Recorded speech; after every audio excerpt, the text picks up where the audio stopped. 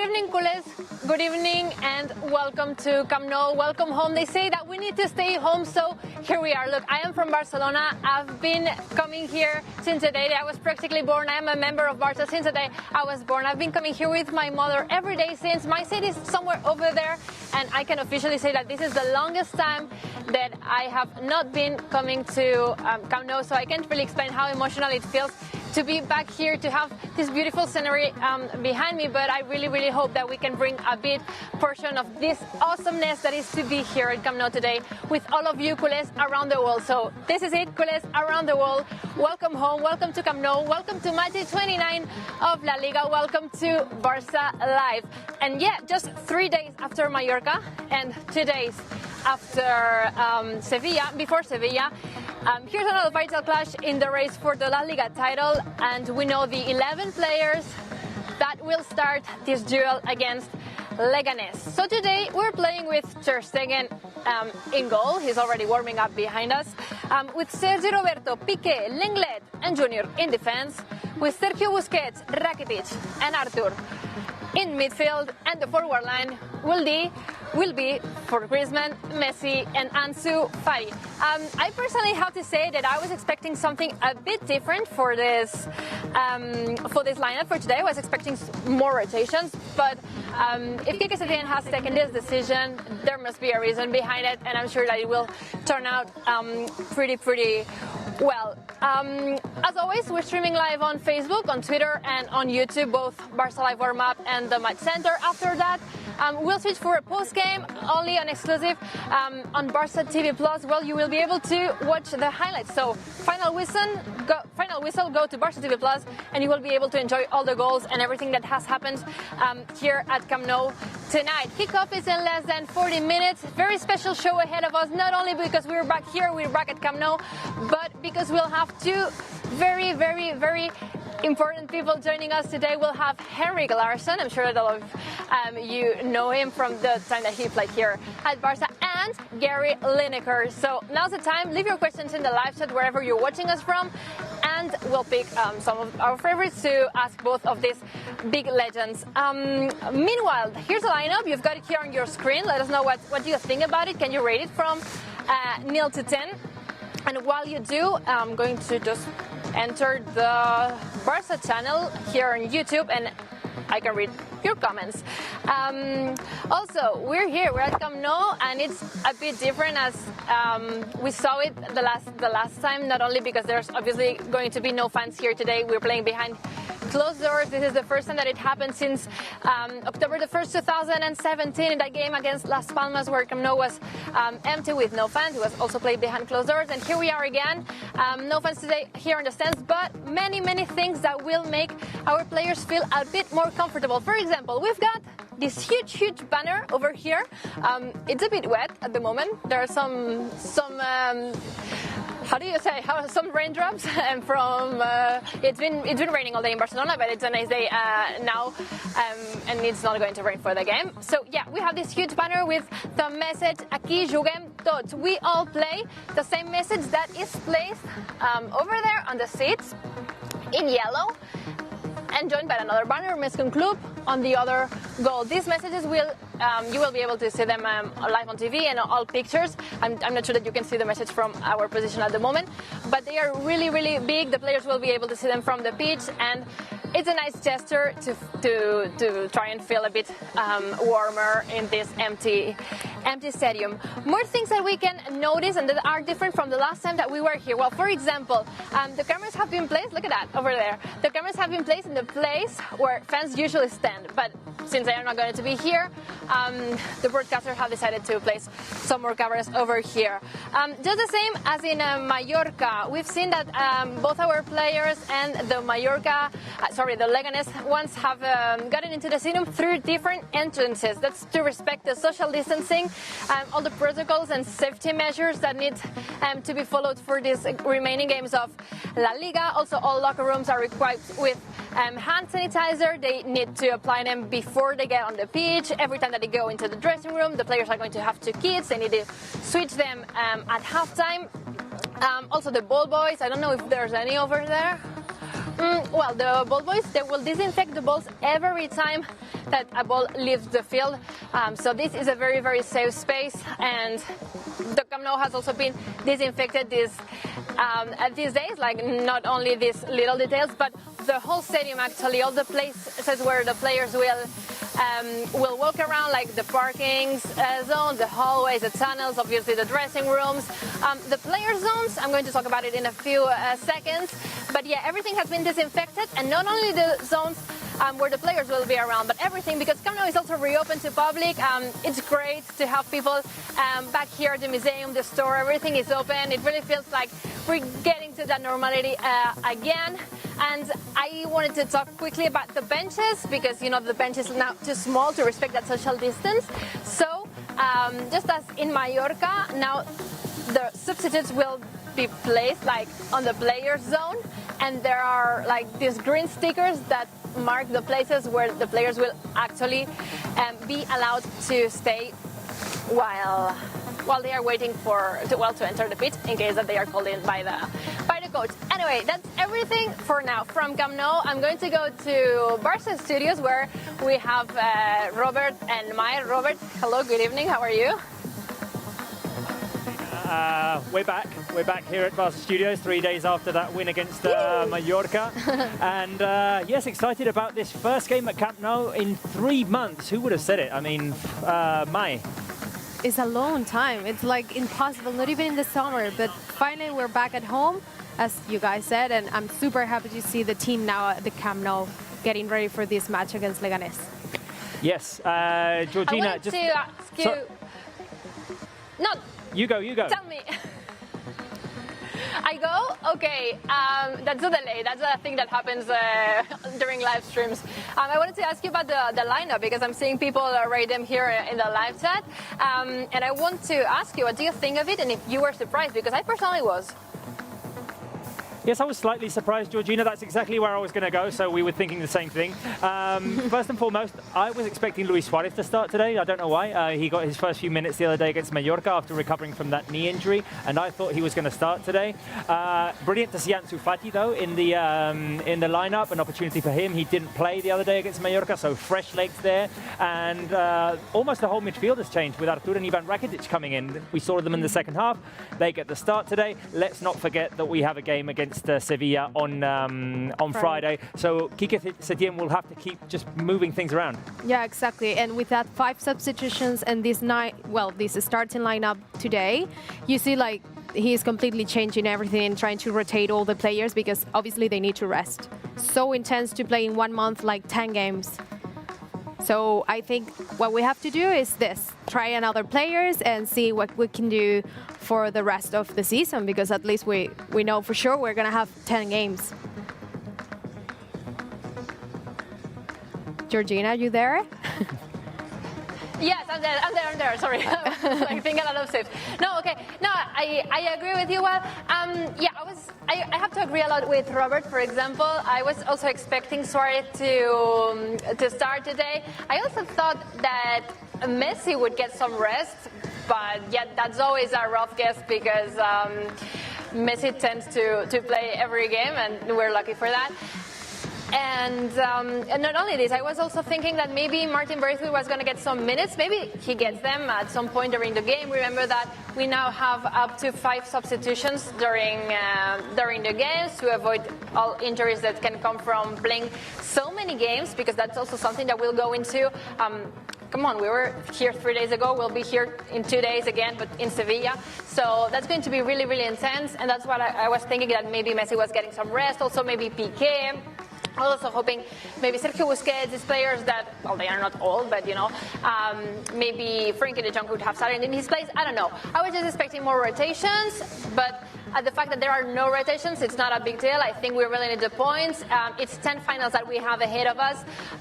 So, as I was saying, if Quique Setién has taken this decision, there's obviously a reason behind it, and not only we're going to respect it, but I'm sure that it's going to turn out well. Before we move on and we could Okay, just one thing, guys, at Barcelona, because I'm hearing myself and it's getting really, really difficult to focus on what I am saying. Thank you. You solved that. Great. Okay, so before we move on into much football talk and a lot of surprises are going to come here today during the show. As I told you, there are these banners, but these are not the only things that we are going to say today here at Camp Nou to support the players. Because, for example, during warm-up, and it's going to happen at any moment, we're going to see a Barça anthem sung on the scoreboard, and it's not going to be sung by anyone. It's going to be sung by Barça fans that have sent their version of the Barça anthem a cappella. And there has been a mix by Rakuten Fiber, and it's going to play on the scoreboard during the players' warm-up, so they can feel that the fans are a bit closer to them. Not only that, okay, it's going on right now. If you see that, the LED around the pitch, the Cupra LED, there are also pictures from fans. These are fans that submitted their pictures to support the team. Let's win this match together. That's what it's all about. Feeling the players closer to... so that the players can feel the fans closer to them. And there's also going to be another LED powered by Rakuten with messages of, saying thanks and being grateful for all the work, the intense work that the medics have been doing these months for all of us. So this is our way to saying thank you for them. More stuff. Well, the players are going to play with a black armband. This is like not a big surprise. They're going to keep a minute of silence right before kickoff. And the minute of silence here at Camp Nou, in case you have never been here, we usually play like a very emotional song, a Catalan song that's called El Cant dels Ocells. It's like the birds singing, I don't know. And yeah, it's a deeply moving song, and in this case, it's going to be a special recording of it, and brought to us by the Liceu Violoncellists. It's a very, very important players warming up. A very important orchestral band from here, from Barcelona. They have recorded this special, and Cant dels Ocells, and it's going to play here. A lot of tributes coming, one after the other. Let me refresh the lineup for you, since we've got our players just stepping on the pitch behind us. Just in Mallorca, I couldn't know that the players were starting the warm-up because nothing was going on around, but here I know by heart the songs that play. So yeah, I know that this AC/DC song means that the players are starting their warm-up. Today, we're playing with Ter Stegen on the goal, with Sergi Roberto, Piqué, Lenglet, and Junior on defense, with Sergio Busquets, Rakitic, and Arthur on the midfield, and the forward line will be for Messi, Griezmann, and Ansu Fati. Highway to Hell is playing, and our players starting the warm-up, ready to play again. I don't know if I can go back to Barça Studios or not. You let me know, guys. I can. We have a very special guest waiting. We've got a former Barca player, 2 seasons here between 2004 and 2006. Henrik Larsson, can you hear me?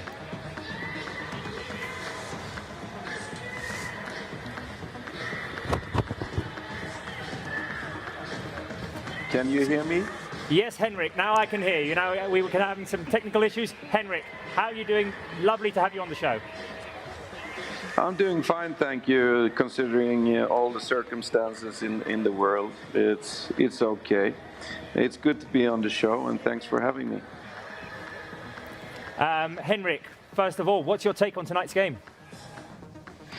It's going to be interesting to see, because I haven't obviously seen so much of Barcelona, because the last game I couldn't see. So I'm looking forward to see tonight's game.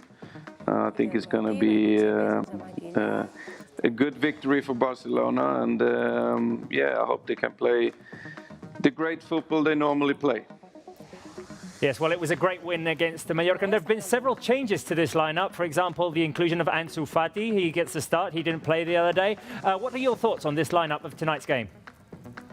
No, it's a solid lineup. I mean, they have so much quality in the squad, and I'm looking forward to see Ansu as well. I haven't seen him that much, so it's going to be nice to see him play. But I mean, if you look at the defense with Lenglet and Piqué and Sergi and Junior on the left, it's a solid defense. But the midfield for me is, like always, is going to dictate the tempo of the game. And then you have number 10, who's a very good player, and I hope he's up for it tonight, as he normally is, and can show some magic out there today. Henrik, you mentioned number 10. You were there in the team when he scored his first goal. If he did score 2 tonight, which he could do because he does it usually, he would make it 700 career goals. It's unbelievable. 700 career goals. It's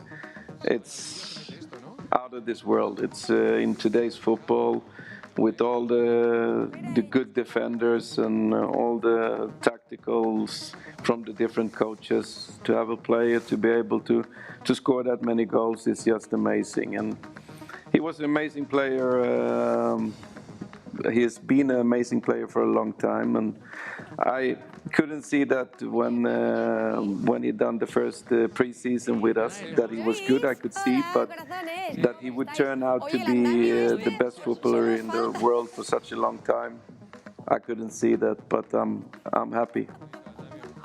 Well, of course. I mean, you spent 2 years with him, Henrik. You played in stadiums where the fans were a big factor. Celtic Park, for example, or Camp Nou in Champions League night. Can you imagine what it must feel like to play without fans? It must be a very, very empty feeling, because part of the reason why you play is to have the fans there to cheer on and lift you up when things are not going the way you want it to go, and be the 12th man. So it's going to be a strange feeling, but at the same time, we all know why it's like this, and we have to accept it and do the best we can in order to get the fans back as quick as possible. But it must be strange, though. I mean, it's strange when you do your training sessions and there's no people in the ground, but it's going to feel similar to that. But I think it's the same time when the game is starting. You know why you're there, and it's a competitive game, and you want to win it. But obviously, you would love to have the fans there. Yes, of course, of course. Let's hope they can be back as soon as possible, and that will mean that the situation is a whole lot better. Henrik, we're going to talk in post-game, but one final question. What is your score prediction for tonight's game? Oh, score prediction, then I say 4-0. 4-0, I like it. Optimist. Thank you very much, Henrik. We'll talk to you in the post-game. Thank you. Thank you. Bye. Well, those were the words of Henrik Larsson. Georgina, I don't know if you got any of that. Yeah, I got any of that, and I want to take advantage of it to ask you about your predictions at home. What do you think is going to happen today? What are your prediction and scorers? My prediction for today is we're winning 5-0. I'm expecting a manita for tonight. What do you expect, Robert? Okay, well, I'm writing down on my board here. I'm going with 1 goal less than the other day, and that's a 3-0 score. And, of course, we're keeping a clean sheet. And Georgina, you can imagine this, but I actually put the same. I think 3-0. Okay. This is a good connection here. Yeah, no, we've got a good connection going here with mine. 3-0, clean sheet today. I'm glad to see that you guys have this deep connection between you and that you have the same score. Know that many fans are saying 3-0 here on the live chat. I'm on YouTube at the moment. I'm seeing for once. Oops, sorry. Okay, I lost it. For 1 second. 4161. I was saying Manitas, Tyrone. I'm with you. 5-0. KOOK 6-0 or 5-0. I'm with you too. Borna Galogic 2-0. Anyone? Everyone is thinking we're winning today, which I think is a high possibility. Accounting that we are at the top of the table. Leganés has been struggling during this season. They are currently they have the same. But well, no. What has been Espanyol's result? Because wait a minute. I'll update you. I'll update you, Georgina, and I'll let you know as well that we have someone else on the line who might want to give us a prediction. Prediction. Go ahead. And that would be Sarah Salapore. Yes, Sarah, can you hear me? Yes. Yes, I can hear you. How are you guys? Sarah! Sarah, welcome back. Hi! From home, of course. Yes. Sarah, quick take on tonight's game and your prediction. Okay, I really want to know what's going on in the players' heads. Like, I mean, Camp Nou is the biggest stadium in Europe, It seats almost 100,000 people, and I want to know what's going on in their head. They're practicing right now, warming up for the game. There's no one there. I want to know, will it affect their game? I mean, of course, they already played a game with no fans, but it's different to play at Camp Nou because it's so big. But I think we have a very solid lineup. And my prediction, I want to say Manita like Georgina, but I'm going to go with 3-0 because I know Leganés will leave everything on the pitch because they are at the bottom of the table and they're going to do everything to pick up at least a point. So, Sarah, basically you're thinking the same way as Maya and I because we both went with a 3-0 score. Oh, Mai also said 3-0? Look at us. We're all in sync. All in sync. Nice. Okay, we're going to give it back to Georgina. All 3-0s here, Georgina. All 3-0. Well, I'm the different one today. Tonight. Okay, no problem. We'll see if any other guests that will join us. We'll have GARY LINEKER in a few minutes here on the show. We'll see what is his prediction. Although I would be very surprised to have him say 5-0. And well, I'm not going to answer Sarah's question because I am obviously not in the player's mind. But being at Camp Nou empty, after having been at Mallorca last week, it feels like a bit more normal. I think that the first shock of an empty stadium, it's something that we have already checked. We've already been there. We know what it is like to play with that public. And I think, well, I don't think it's obvious that these players are professional athletes. They can play under any circumstances, and that they will be absolutely focusing on the match today. Everyone wants to play with public, with fans on the stands, but if it's not possible, they are going to keep up without them. That's for sure. And well, it's impressive. It's impressive. The view is weird. It feels like a bit weird, and it's also it's a bit sad.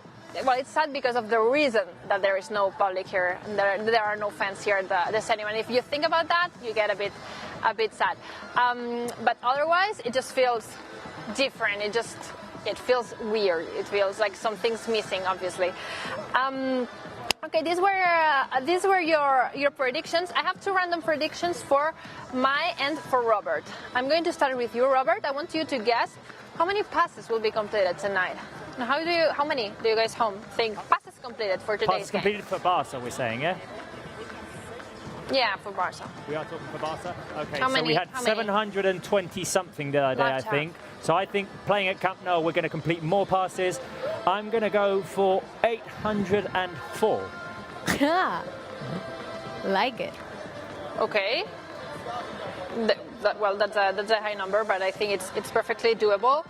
I want to know, you guys, how many passes do you think will be made today for Barça? Well, their answer, my total yellow card. It's okay. It's okay. 5. 5 yellow cards? Yes. How many for Barça? 3. No, 2. 2 for Barça, 3 for Leganés. Only 2? Yes. We have a few players that are trying to aim us with the ball, and there are other few players that are at risk of suspension here. We have Arturo Vidal, who is not starting today. There's a huge game coming up in only 2 days, and it's important, I think, to have him for that game against Sevilla. And we also have a risk of suspension on Titi, who is also not playing today. We'll go into player stats in a moment if you want, Robert. But let me read a couple comments over here. They have Zaken that says we're going to make 823 passes. Audrey thinks 844. Brian is a bit more optimistic. He's going with 900. And finally, Kiwi Baba is saying 888 passes. That's 888 passes. So, Robert, I don't know if you want to go to the stats, so you have a guess with you? Sorry, I can't really hear like you. the optimism of the fans, high numbers in terms of passes. I'm going to have to interrupt, Georgina, because we have our second guest with us. I'm glad that you interrupted me for this. Okay, so here we go. He played for Barca for 3 years. He's an absolute legend of football and host of hit show Match of the Day, in the UK. Gary Lineker, can you hear me? I can hear you very well, thank you, yes, of course. Well, first of all, Gary, thank you for joining us. Absolute pleasure. Looking forward to seeing the game. I only caught the very end of the game at the weekend. Still enough time to see a Messi assist and a Messi goal, but I only caught the very end. So I'm really looking forward to watching a full game, albeit obviously in slightly different circumstances to what we're accustomed to, with the Camp Nou being empty.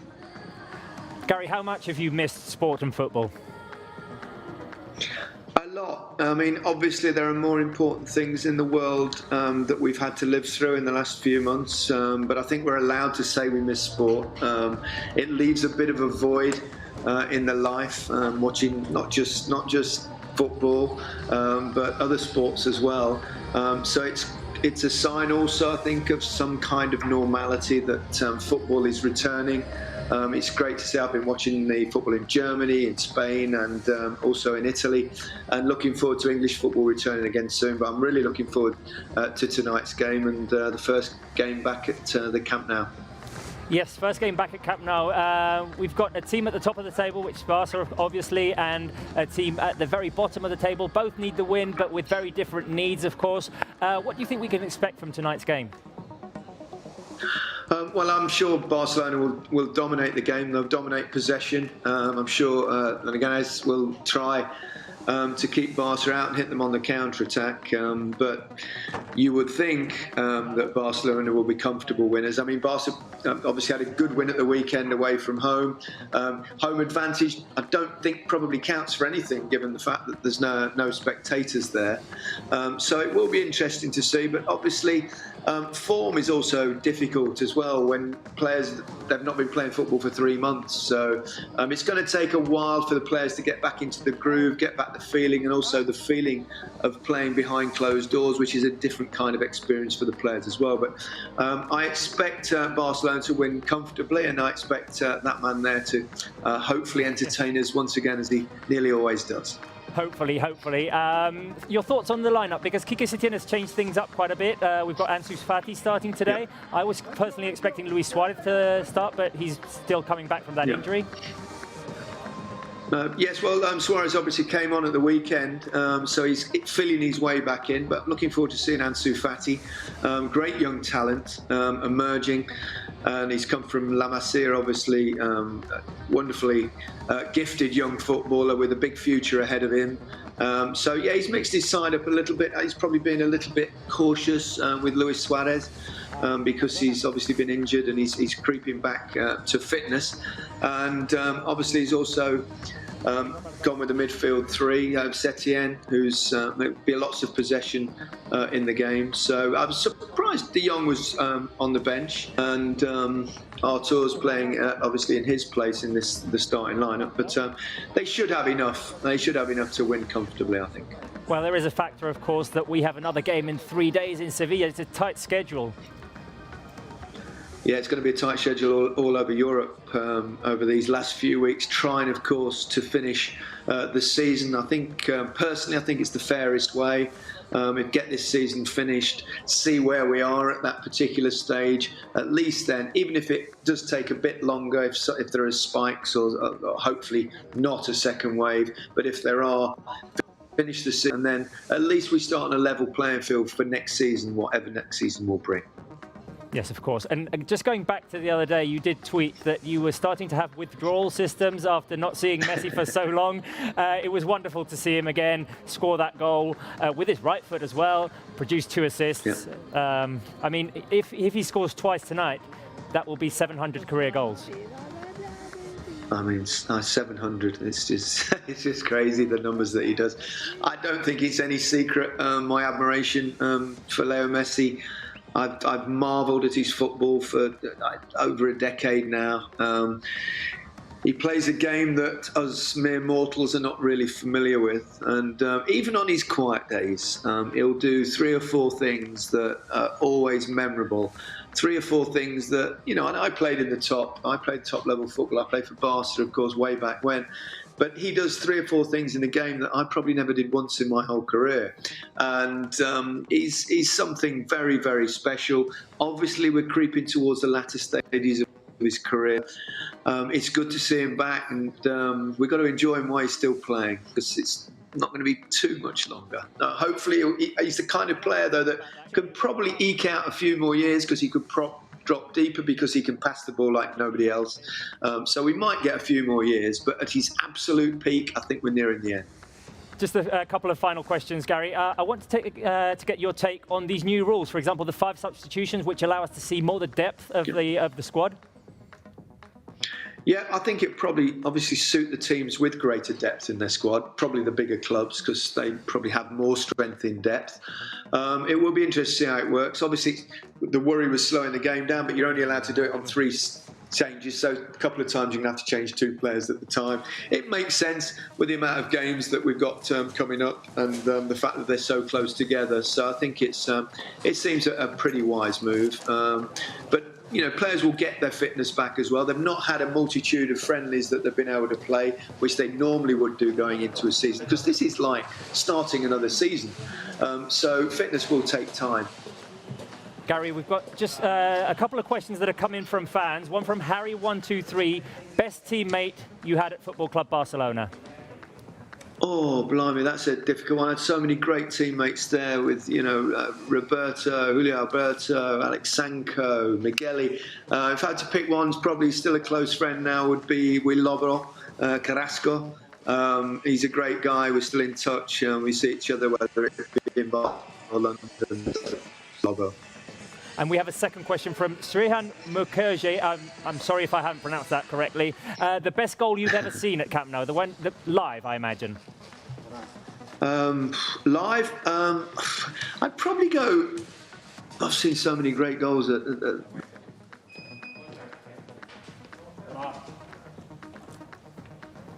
We seem to have lost the connection with Gary Lineker. Guys, can you confirm that?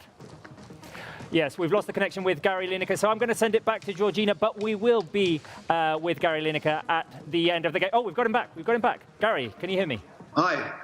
Yes, I was just saying it was Messi's free kick against Liverpool last year. I'm sorry you lost me there. No, that was a great one. That was a great one. Well, I was going to ask you the final question anyway, which is your prediction for tonight's game. I'm going to go bold and say 5-0 to Barcelona. Nice, nice. Well, let's hope you're right, and we'll talk about it in the post-game show. Look forward to it. Thank you for joining us, Gary. We'll talk to you later. Georgina, back to you. I'm really amazed and impressed that we just had Gary Lineker on the show because I'm a fan. So that's amazing. But I'm also very happy that he picked the same prediction as me. Manita, we're the Manita team, the Manita club tonight. You guys are the 3-0 club, and we are the Manita club. We'll have him, as he said, in the post game. We also have the highlights in the post game. Great opportunity to see the goals right after the final whistle. Right, Robert? We'll be with you. And I mean, how do you feel after getting an interview with Gary Lineker? Can you explain, Robert? I have to admit, I was quite nervous to start with because he's a big deal. I mean, he's a celebrity in England. He's the host of one of the best football shows ever, Match of the Day. And I love it. He's just such a nice person. And, well, you saw in his answers, he's a big Barca fan. And it's always great to talk football with people who know about football. It definitely is. There are a couple of interesting things that he was saying there, also about the experience of playing behind closed doors. I wanted to ask you, Robert and Mai, what are the most dangerous things of Leganés? What can fans, Barca fans, culés around the world expect from tonight's game? What do our players need to look after for? And we also had the stats from 2 players that are not starting today, but there are Martin Braithwaite and Luis Suarez, key players for Barca, and that might get some edge at the end. So if you want to go with that, Robert. Yeah, well, Maya, you go first. What do you think is most dangerous about Leganés tonight? I think that from 16 games ago, they have a new different coach, which is a really good one. Javier Aguirre gave them the, positive and good things for them to fight for their goal. I think we have completely different needs. We're fighting for La Liga, for the title, and they're fighting to stay in the top flight since 2016. It was the first time they're actually get promoted to this top flight. So I think the most dangerous thing for us is that obviously they need that points to stay in La Liga, so we must be careful with that. Yeah, I agree. I mean, I think one of the main issues that Barca's going to have tonight is the fact that Javier Aguirre plays a 4-5-1 system. There are not going to be very many spaces. Barca are going to struggle to get inside the box, and I think that we need the runs of players like Rakitic and Artur to, well, we need them to produce more chances, more opportunities for the likes of Ansu Fati, Antoine Griezmann, and Lionel Messi. And Georgina, you were talking about Suarez and Braithwaite. I thought maybe both of them would start. Braithwaite had a great game the other day, playing against his former team. He's played 4 games for Barca, he's produced a goal, he's been creating shots as well. And Suarez, I mean, he's going to be a huge factor coming back into the squad. I guess Quique Setién wants to take it slowly as well. He's taken part in 28% of Barca's goals. He's scored 11 so far in 18 games. So good numbers for Suarez. And we hope we can see them in the second half, Georgina. Yes, I hope that he can get some minutes. I was also expecting him to start today. I was also expecting Martin Braithwaite to start today. And what I was also expecting is that you're hearing on the background, that's the voice of our speaker, the Camp Nou speaker, that will be announcing the lineups today, even if there is no public. And I think it's really interesting to have it, just to keep some traditions going on. And he's going to say the lineups, also the substitutions, and well, it's going to be helpful for. He's going to go now while Sweet Child of Mine is playing on the background, and you will be able to hear him. But yeah, as I was saying, I think it's good to have this back to like kind of normal, even if there are no fans here, for all the journalists that are over here, for the referees and the ball boys, and so everyone can be informed. And it's good to have Alish's voice back here at Camp Nou.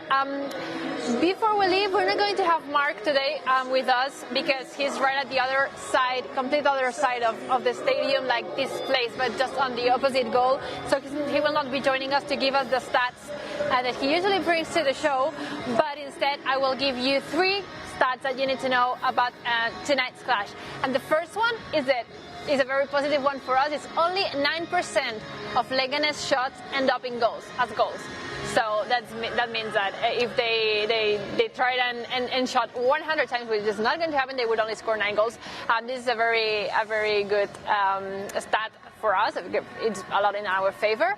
So that's good. The second one is that we haven't lost to a Madrid team at Camp Nou since 2016. That's 4 years ago. I mean, where were you 4 years ago? Because Barça was here and it hasn't lost against a Madrid team since then. And the third one is the best one, and it is that Quique Setién has never lost against Leganés. And the last time that they were here, Leganés lost 5-0 at Manita. I hope that we're repeating the result. Did you know about the stats, Robert May?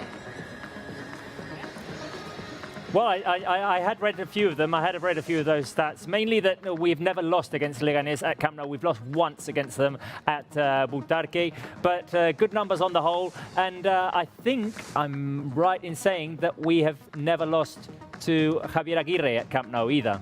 So good numbers. Whoa, yes. Good numbers on that in that sense. And in fact, Bruno will be talking to us during Match Center about the rivalry between Barça and Javier Aguirre.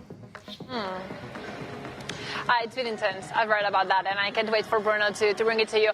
Anyway, it's 5 minutes to kickoff, so we will need to leave because that means that the game is just about to start. And thank you very much for having us, everyone at home. And remember that Barça Live warm-up is always streaming on Facebook, on YouTube, and on Twitter live from every stadium that Barça is playing in. You will get the warm-up. You won't see it anywhere else. Since we're playing behind closed doors and the journalist access is very limited, so you will need to follow us, subscribe, and check us. Tune in, stay tuned, because we're bringing this to you from every stadium around the world, 45 minutes every day before kickoff. I'm going over to you, and I will see you during the Match Center. Well, thank you very much, Georgina. 5 minutes away from the game, another important game. 10 remaining. But I feel more comfortable in this one, you know, because we already started. We saw what happened the other day. Exactly. It's like a mini Liga, let's say, because we just have 11 games. But I'm super excited because we're at our stadium. What we're seeing right now is obviously footage which is recorded from when the players came out before to warm up. The players are in the dressing room just getting ready to jump onto the field. And while they don't do that, let's talk to someone who's all the way over on the other side of the world, in Indonesia, in Jakarta. Whoa. I have the pleasure of talking to Bagus Aji Setuayan. I hope I pronounced that more or less correctly. Bagus, can you hear me? Yes, I can hear you clearly. And Bagus is, of course, from the Peña Blaugrana in Jakarta. How are you doing, first of all? I'm very good here. What's it been like in there over these last few months in Indonesia? What is the situation right now there? Yeah, it seems like the other side of the world. We have trying to get a new normal condition, something like that. What is the time right now in Jakarta? Actually, I'm now in Papua, in the other side of Indonesia. It's about 5 a.m. 5 a.m. That is commitment to Barça. I mean, we thank you so much for joining us on the show. And I want your take on tonight's game. What are you expecting from tonight's game? I think Barca will be a very good team tonight. I think the score may be about 5-0. Oh, nice. 5-0. I like the optimism. And what will the Peña Blaugrana over in Jakarta, even if you're not in Jakarta, you're from the Peña Blaugrana Jakarta, what will you be doing to follow the game?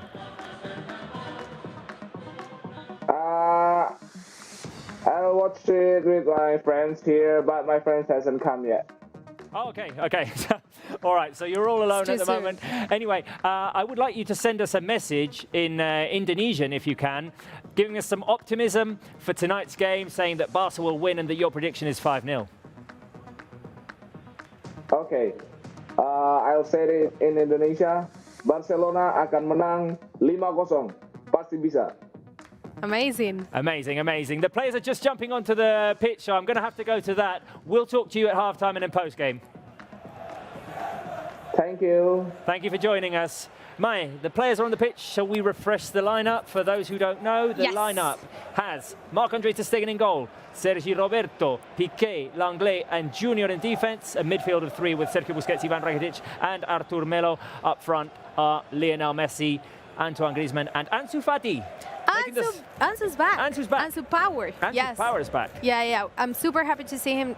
I was not expecting him in the starting lineup today, but I'm super happy because it seems like Setien is doing what he's saying in the press conference. Yep. This one and the other one against Mallorca, like actually he wants to rotate the players, give them chance, give them minutes, and at the same time the idea is to avoid all the injuries and problems. There is going to be a minute of silence in memory, of course, of all the people who have lost their lives to COVID-19, this dreadful disease, and to those families who have suffered the effects of it. So Barca have prepared a video for this. Let's see it.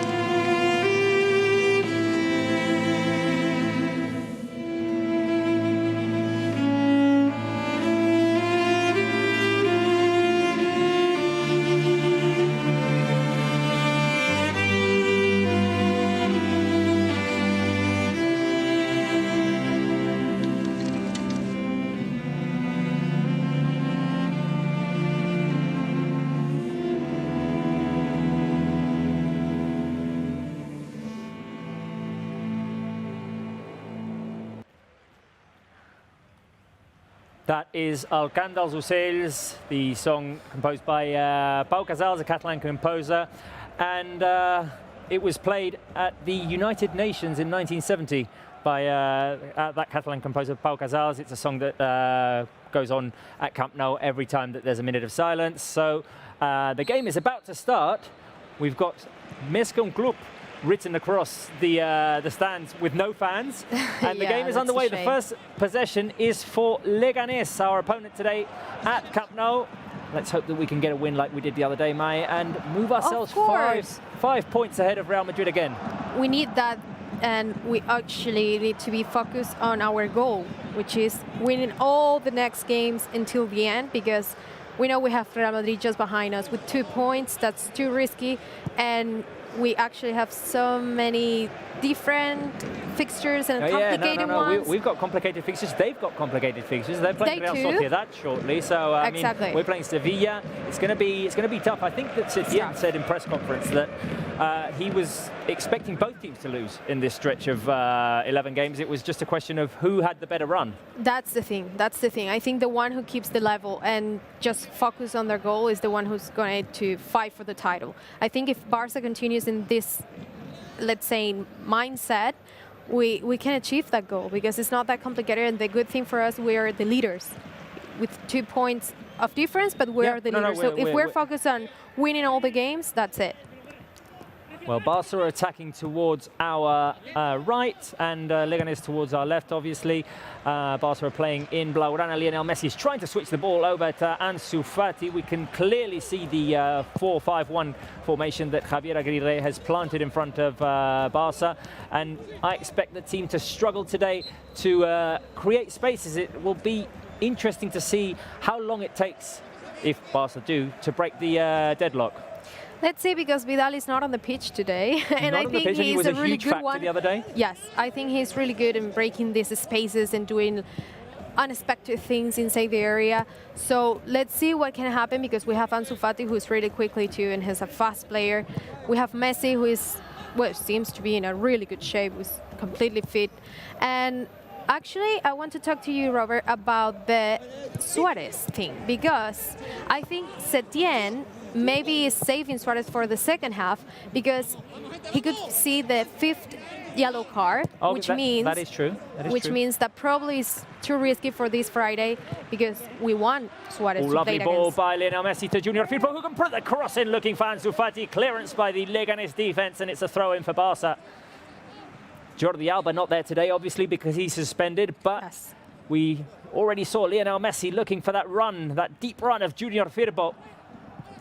It's a completely mixing, because now we have Lenglet back, because he was out due to suspension. Now Jordi Alba is out due to suspension, and we have to be careful with Vidal, Umtiti, and Luis Suarez for today. If any of those 3 players that you mentioned saw a yellow card today, they would not be able to play on Friday in Sevilla. Here is Ansu Fati combining with Junior Firpo on the left.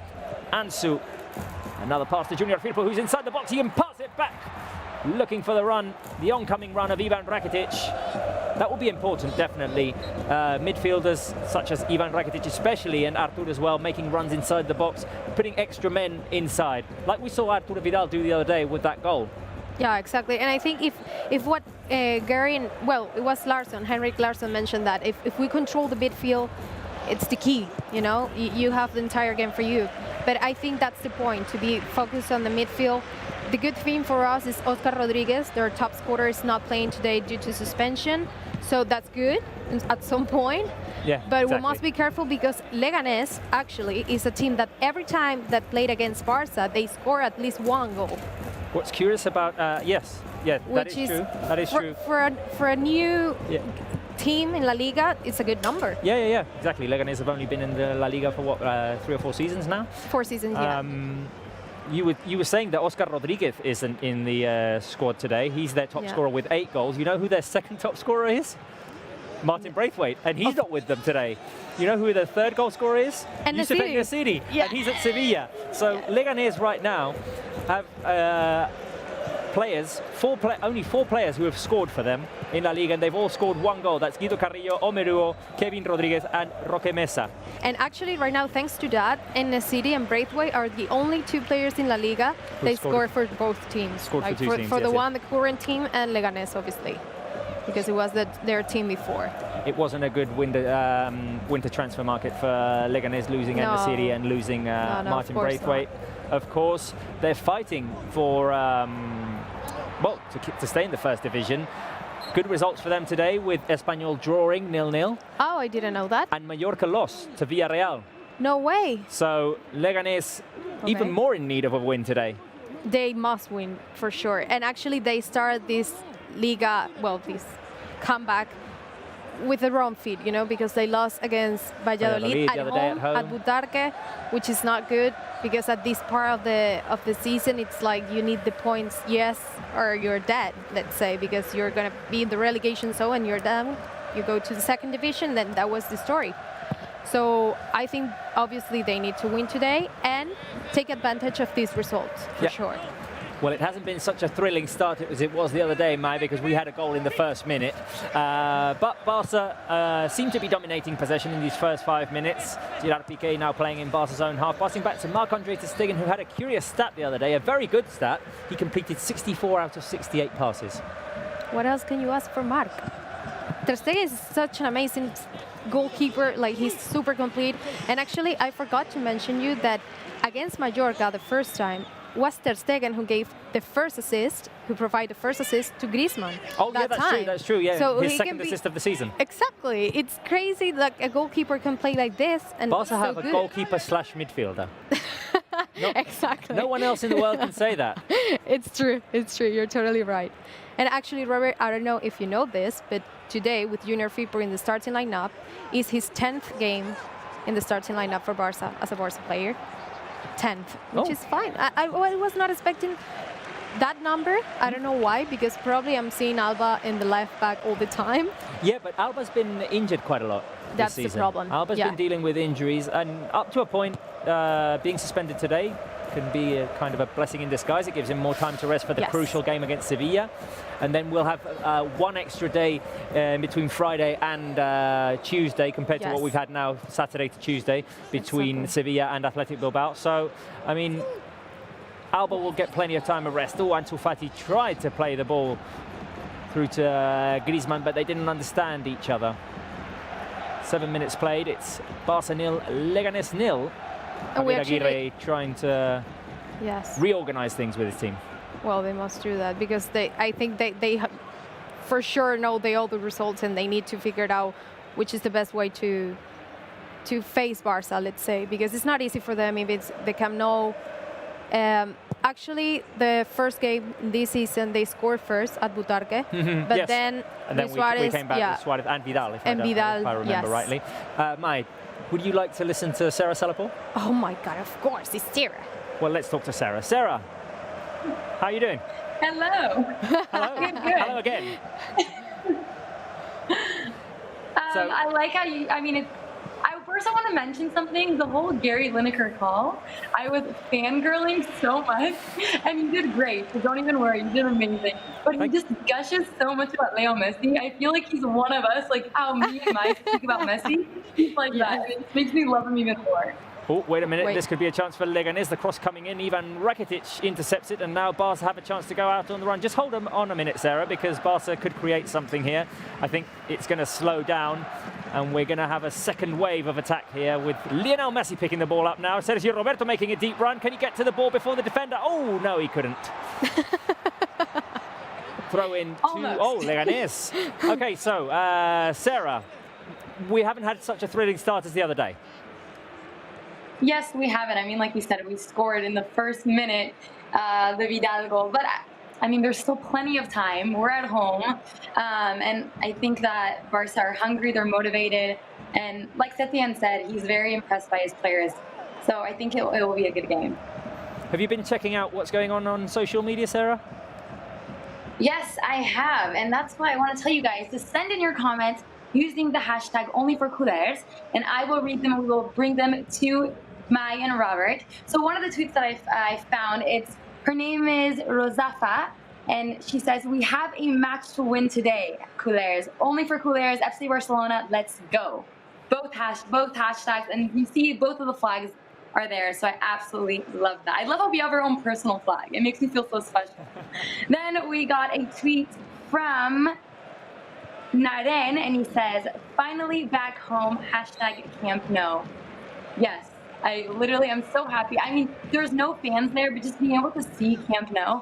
I saw Barcelona's story on Instagram, and it was I think it was Regina that posted it, and it's the song "I'm Coming Home," and I got so emotional watching it. I was like, I want to be there right now. But it's great that the players are back at Camp Nou after so long. And the last tweet that I saw was Barcelona returns to the Camp Nou today. Today we feast. Yes, today we feast, hopefully with lots and lots of goals. Just hang on a minute, Sarah, because we have a chance at the set piece here.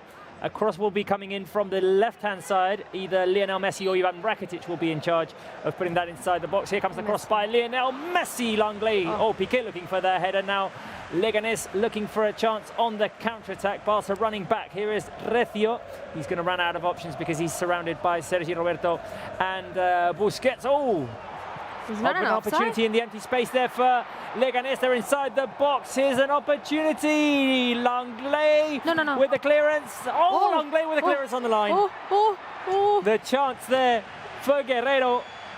It looked like the danger had been averted, but then the ball was all of a sudden back inside the box, and Guerrero was in front of ter Stegen. He actually beat him with the shot, but Langley, making a run back onto the line of goal, managed to clear into the hands of ter Stegen. So danger averted. Sarah, did you actually see that?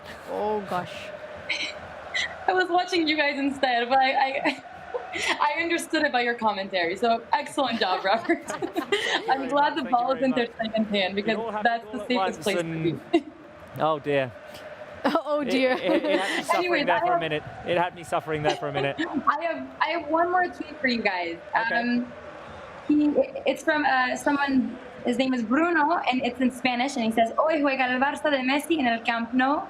¿Cómo no va a ser un buen día?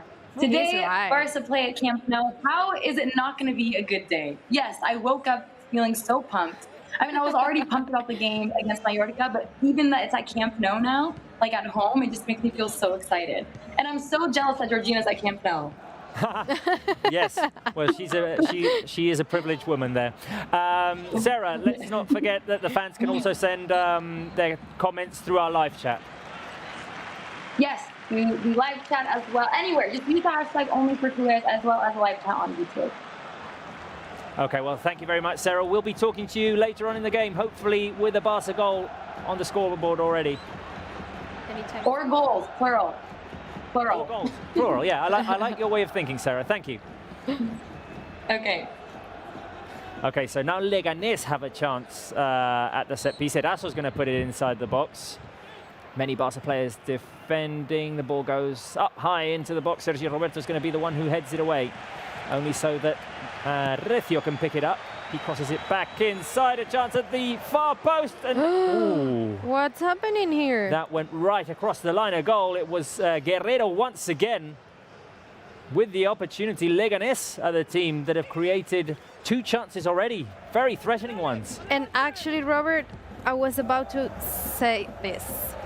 Leganés is the opposite as Barca when they score, because they used to score in the first 50 minutes of both halves. So they're dangerous now, because 12 out of their 22 goals they have scored is just on the first 50 minutes of the first half or the second half. But they're really risky on these first 50 minutes. Well, they've come out strong, definitely. Yes. They've created 2 opportunities. I just want to remind the fans that we can't show you the game. We don't have the rights to do that, but we do our best to take you through the game. All the reactions, play-by-play. We can't show it to you.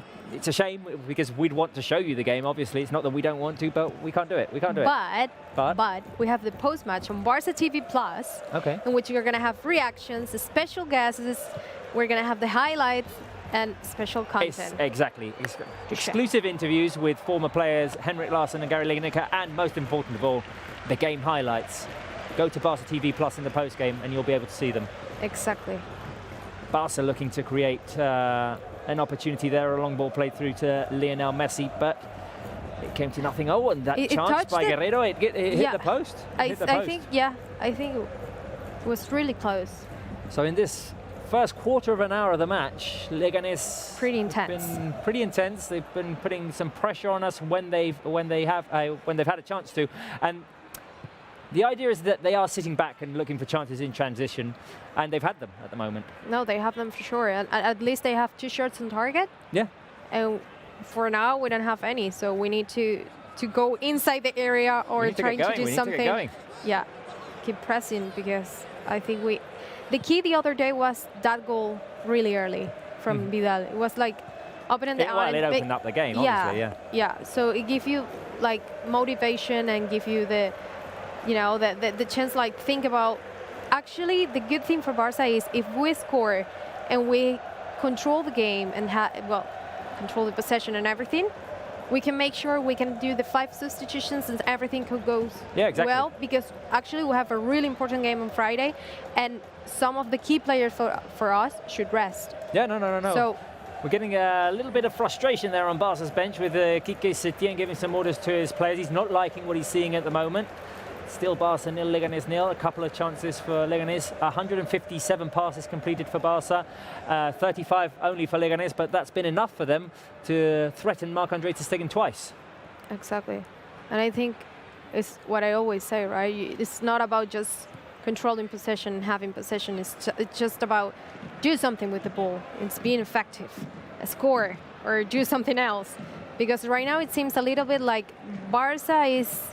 It's not really clear about what should they do, or, you know? Yeah. I feel like they're waiting.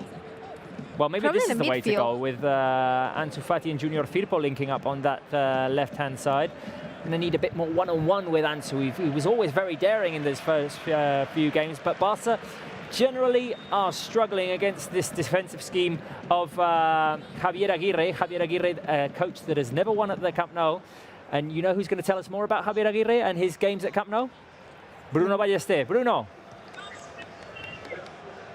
Hello guys, how are you? Hope you're enjoying the game. Well, good stuff for Leganés, good chances for them. Good chances for them. We need to, well, let's see if Barca can react.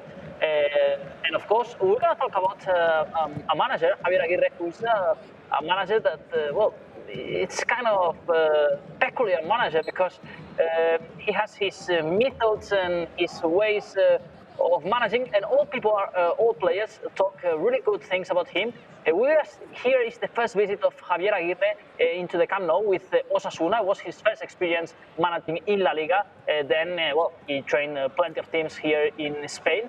But with Osasuna, in his first visit, he took a point. So a really good result for the team from Navarra, from the north of Spain.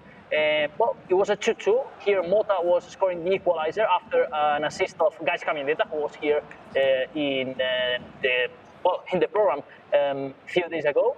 And well, actually, it was the first visit.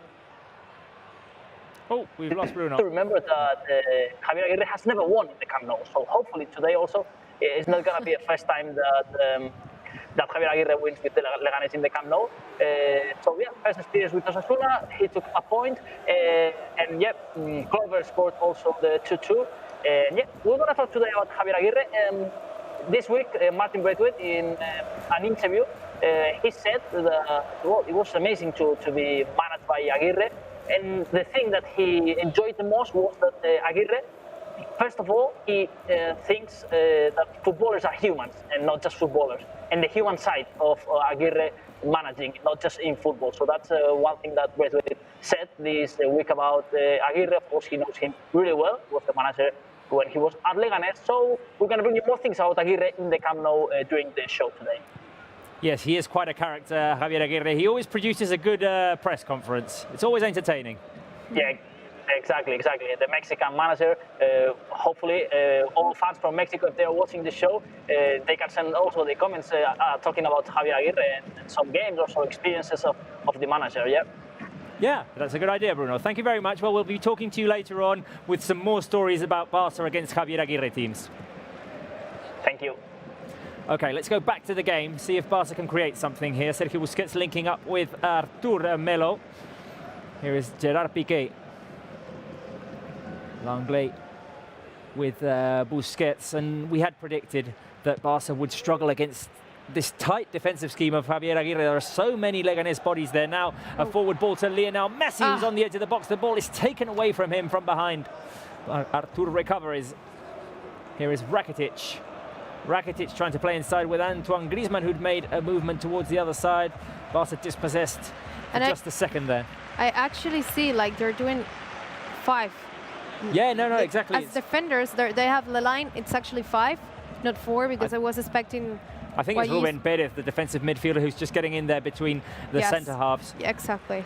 Exactly. just producing an extra body. And it's a line of 5 and a line of 4, definitely, yes. Yes. Barça just need to be patient, moving the ball from side to side. Here is Junior Firpo on the left with Ansu Fati. Let's see if he takes on his defender. Come on, Ansu. Trying to drive inside. The ball falls to Artur. Here is Artur trying to set up Griezmann on the edge of the box. The pass didn't get there. 20 minutes played. Still Barça 0, Leganés 0. Barça in possession again. Ivan Rakitic, who played his 300th game for Barça the other day. Exactly, against Mallorca. Now, today's is 301. 301, exactly. Yeah. Yeah, actually, it's a good number for a player, because Rakitic already had for us playing as a Barça player for many years, and I think it was a key player for many years. Oh, yes. Right now, we're not seeing a lot of him because of many different things. Well, there's more technical decisions, maybe, but yeah, he was a very important man in the schemes of Luis Enrique and Ernesto Valverde as well. He was always a starter. And this year he started to lose a little bit of protagonism. Exactly. He's having fewer minutes, but still always an important player, Ivan Rakitic. For sure. And the scorer of the opener in Berlin, so we'll have to love him forever for that. That's true. And the goal, the 1-0, we won at Bernabeu. It was because of him, of Rakitic. Oh yeah, that's true. Last season. Last season. Yeah, last season. Yes, that little chip my mind is working. over the keeper. Yeah. I remember it was in match center, right? It was match center, yeah. Of course. Oh my God, that's why I remember. It was the week in which we had 2 Real Madrid Barças, both at the Bernabeu. Copa del Rey 3-0 with Suarez scoring a Panenka penalty. Exactly. And then in the league we beat them 1-0. Exactly. I remember the goal. It was from the right, and Rakitic just scored against. It was Navas, the goalkeeper. I think it was Courtois. It was Navas in one game and Courtois in the other. Yeah, anyway, doesn't matter.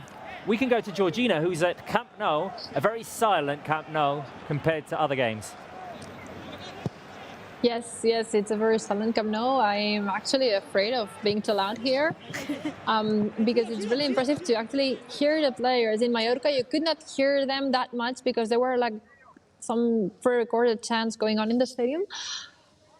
But oh my God, you can hear everything, loud and clear, everything. What they scream from the benches, what the players are saying on the pitch, everything. It's kind of it's surreal, it's a dream. Well, it's surreal and a privilege, Georgina. You can hear what Quique Setién is saying to his players. No, it is. Yellow card. Yeah, no, Quique Setién is not the loudest. You go with your first yellow card, Maya, you're happy. No, that's not fair. Look at that. Maybe it's not a yellow card. He's taking his shirt and everything. No, I don't think he's not going to show a yellow card for this. He's not going to get booked. But it's a free kick. It's interesting for Messi. I don't know if we can start the spoiling machine now. We could start the scoring machine here. Lionel Messi's going to put the cross inside. I'm going to take over for a minute with commentary. Spoiling, yes. I'm going to take over here a minute with commentary. Lionel Messi with his uncut hair during quarantine. Thanks, God. He's going to put it into the box with his sweet left foot. There it goes on Piqué, diving in. Could have connected there, was just a bit too far away for him. Georgina, you were saying you can hear everything. Who is the loudest Barça player? I wouldn't tell you a Barça player, but I will tell you that Leganés are way louder than Barça. Okay. Like it's no, they are screaming like all the time. Like they are screaming one day like "Júralo," like all the time. That means they have work to do. Still, I was a bit surprised by the intensity that they showed in the first few minutes of the game. Yes, first 15 minutes, I wouldn't say that Leganés dominated because that would be an overstatement, but they did create 2 very clear chances. Yes, they had them, and it's like we felt a bit out of focus. I don't know if this can have something to do with the lack of the fans here in the stadium. But yeah, the team seemed a bit off. Now they're starting to create opportunities again. Now you have a good one. I'm going to let it over to you, Robert, because it might get interesting. Fati combining there with Artur. Over to Piqué. We're going to hold on to you, Georgina, for just a minute. See if Barça can create anything here. Langley. It's just that Leganés managed to get all those bodies back, and it's very hard to beat. Oh. Well, I can hear. I can hear the screaming. I can hear the screaming. Thanks to Georgina. Can you? Yes. Yeah, we can hear it. Yeah. No, it's amazing. It's amazing. You can hear it, It's a right? bit like a training session, isn't it? When you can hear everything that's going on. Yes. It is like it's very similar to the sound of the training session. Yeah. As I was telling you, Leganés they are really close to me now. That's Rakitic. If I get closer to the pitch, you might hear them even more. But I had to go a bit up on the stands because if not, I really couldn't see anything. But yeah, Leganés are louder than Barça, and Quique Setién, I haven't heard him so far. He's like a quiet. But Georgina, man. can I ask you something? Yeah, sure. How do you feel? Like you're in the living room, but you're actually at the Camp Nou. You have a lot of space around you, and you're alone at the Camp Nou. Yeah. That's crazy. Yeah, look, that's Ignacy from the other day, and warm-up camera. You should have seen him dancing during the show. No one there. It's crazy. And later, yeah, it's weird, to be Well, honest. you're very privileged, Georgina, to be experiencing this. Definitely. Yeah, I know. Yes. It's a thing I know, just guys. once in a lifetime. Well, thank you very much, Georgina. Hopefully. I was going to ask you where you were, like behind which goal, but you did say that Rakitic was close to you, so you're behind the goal that Yeah, Leganés is defending at the moment. Yes, exactly. And I will move after that to go. I will always try to be behind the goal where we are attacking into. Not where we're attacking, Georgina, where we're scoring the goals, because they will happen.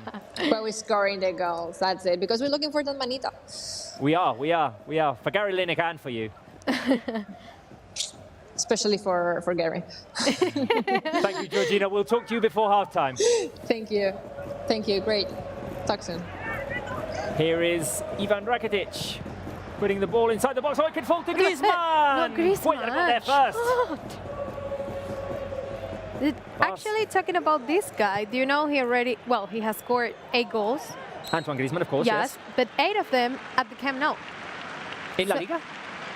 Oh, no. competitions. No. In all competitions. In all La competitions. Liga. In all competitions. He scored 8 in La Liga total, but he did score at Eibar, so it's impossible that all 8 are. But in all competitions, he scored 8 at Camp Nou. Yes, that is true. And okay, but the stats that I No. have a completely different number. 8 goals, 6 at the Camp Nou. No? That could be correct.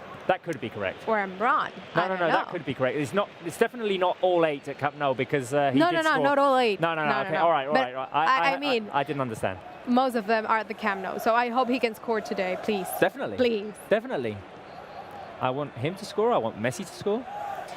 I want Messi to score too and get to 700 career goals combining Barca and Argentina. That's insane. And actually, the other day I mentioned this, but I was so confused that he's just 15 goals behind Pelé with that title of the most goals for a single club. For a single club, yeah. So it's 643, and Messi's not that far. Oh, Messi with a lovely little pass, the 1-2. Messi on the edge of the box, he can find Ansu Fati. Oh, it's Junior Firpo. Junior Firpo trying to put the cross back in. He could have taken a shot. Lovely little 1-2 there between Artur and Messi. I thought Messi was going to shoot from the edge of the box. Yeah, I was expecting that too, but no. He waits. Artur looking for options. 3 defenders in front of him. He still tried to filter the pass through to Lionel Messi. It didn't get to its destination. And Barca will have to start again. Piqué winning the ball back. Sergi Roberto to Artur. Langley crosses the halfway line. He has Junior to his left. Ansu Fati making a run. Griezmann making one in the middle as well. Messi back to Artur. Here is Rakitic with a cross. A header goes over the crossbar. Antoine Griezmann with an opportunity there. Really close one. The cross by Rakitic. And close to the penalty spot was Antoine Griezmann with the header. There's no offside. No. There's a little bit of a nudge there from behind. It was with his face, not even the head. Yeah, exactly. It did feel like that in like live. It wasn't a clean header. I feel like if the referee is not that good, we should see more than 5 yellow cards during the game, because I feel like Leganés is pressing so much. They're going to make mistakes. They're going to make mistakes. Yes. They're going to make mistakes. Yeah, I feel that. Ansu Fati trying to pay the ball through to Artur Melo. I was Boyer got there expecting first. Martin Braithwaite from the starting lineup, like starting today. Mm-hmm. I don't know why he's not, but I feel like he's going to play for sure, right? Probably in the second half. Yeah, or I mean, we'll have to see. We'll have to see. It's nice to see Ansu Fati though back in the no, obviously lineup. yes, but at the same time, it's just to give that spicy, you know, like hydration, right? I think. Yeah, yes. hydration pause. Hydration, yes, So exactly. this is when the players can go to the bench, have a little sip of water or a sip of whatever drink, energy drink they have. Exactly. And it's kind of like in other sports, you get timeouts. This is a timeout, basically. Yeah, actually, Quique because Setién, Javier Aguirre can talk to their players, reorganize themselves, say we're doing this Like wrong or doing this basketball, right, and that is definitely what's happening now. You can see Quique Setién on the screen there, just talking to his players. Oh, actually, Barça posted a photo. I don't know if you see that before.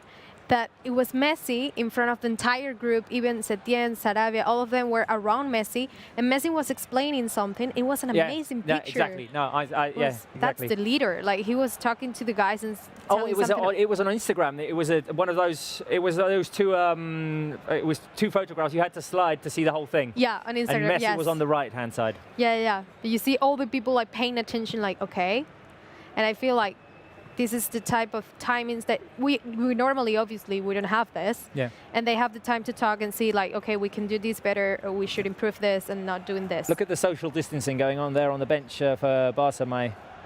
That's crazy. So weird to see all them the players like sitting this. separately there. Arturo Vidal, we've got Frankie de Jong, Araujo, Ricky Puig, Braithwaite. Martin Braithwaite as well, Semedo, all of them sitting quite separate from each other. A lot. We're going to take advantage of this pause in the game to talk to Sarah Salapur again, which is always good. Sarah, a quick pause in the game. It's like a timeout, isn't it? Yeah, I actually like these hydration pauses. I feel like the coaching staff can tell the team what they want to do, rearrange everything, reorganize. Because like you said before, Leganés, they don't have the ball that much, but when they do, they're effective with it. So some pieces of our game needs to be changed. So I like that we have this hydration pause. Maybe Setién will tell the players something or move around some pieces. But let's focus on social media. Go for it. So I got one tweet, and I feel this fan so much. He says, "Stadium is so huge, 0 fans. This will be weird. 4-0 only for culés." He states that, I mean, Camp Nou there's no one there, but he still believes in the team, and I absolutely love that. Then I got another tweet where it says, "My prediction for FC Barcelona versus Leganés is 3-0. Let's hope Messi gets all 3. Hashtag back at home, Camp Nou, win for Barça, culés, only for culés, and Forza Barça." If he gets all 3, then he passes 700, and you'll get 701 goals, Yeah, exactly. which will be absolutely insane. That would be like Messi moment, Messi. I hope that happens. We hope that too. Yes, and then another one that we received was, we must get our 3 points today. FCB, the club I love. Oh, okay, well, we're reading another one. This one I actually loved a lot because I felt like this person was me. In Spanish, it says, "Perdiéndome las clases online para ver al Barça." And that was me when I lived in California. I was always missing out on my classes to watch Barça, so I really vibed with this tweet. And last but not least, we must get our 3 points today. FCB, the club I love, hashtag only for players. So keep on sending them using that hashtag, and we will read them out. Wonderful, wonderful, Sarah. And I like the fans that are going with our prediction as well, that 3-0. Yes. Yeah, they're a 3-0 team. I love it. We're all 3-0 team today. You, Mai, Exactly. myself. I mean, we all went with the same prediction. Let's hope. And I want to ask you, Sarah, another prediction. Do you think Messi makes it 700 today? Oh. Tonight. I can't know.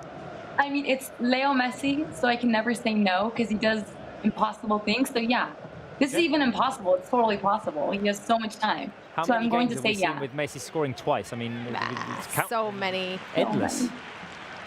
I absolutely loved when you asked Henrik, like, he's 2 more goals away from 700, and you could just see that he was speechless. He was like, he couldn't find his words, and that's just insane that like a legend like that. It shows how.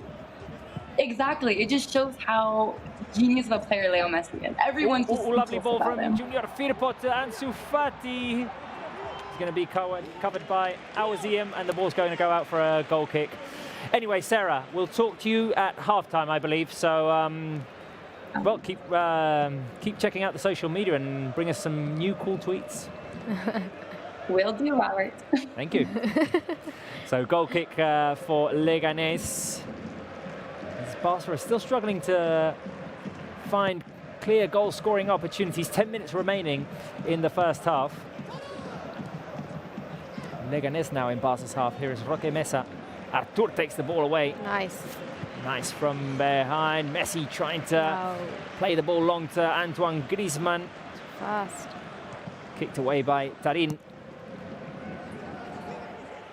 And now booted away by Jonathan Silva. Piqué is going to have to try and keep it safe in front of Guerrero. Sergio Roberto brings it down on his chest. And Piqué back to Ter Stegen, who plays a safe pass to Sergio Busquets and gives Barca some air.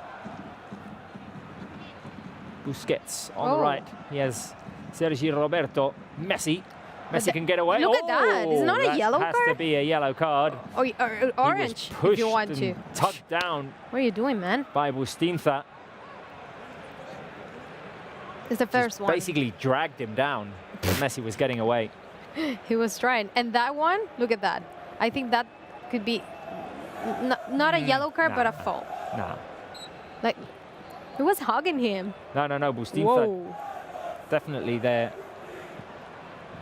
Messi was not deserving happy. of a yellow card. Messi wasn't happy about that. No. He was really serious. It was quite a hard fall. Oh, obviously. Okay, well, 10 minutes remaining in this first half.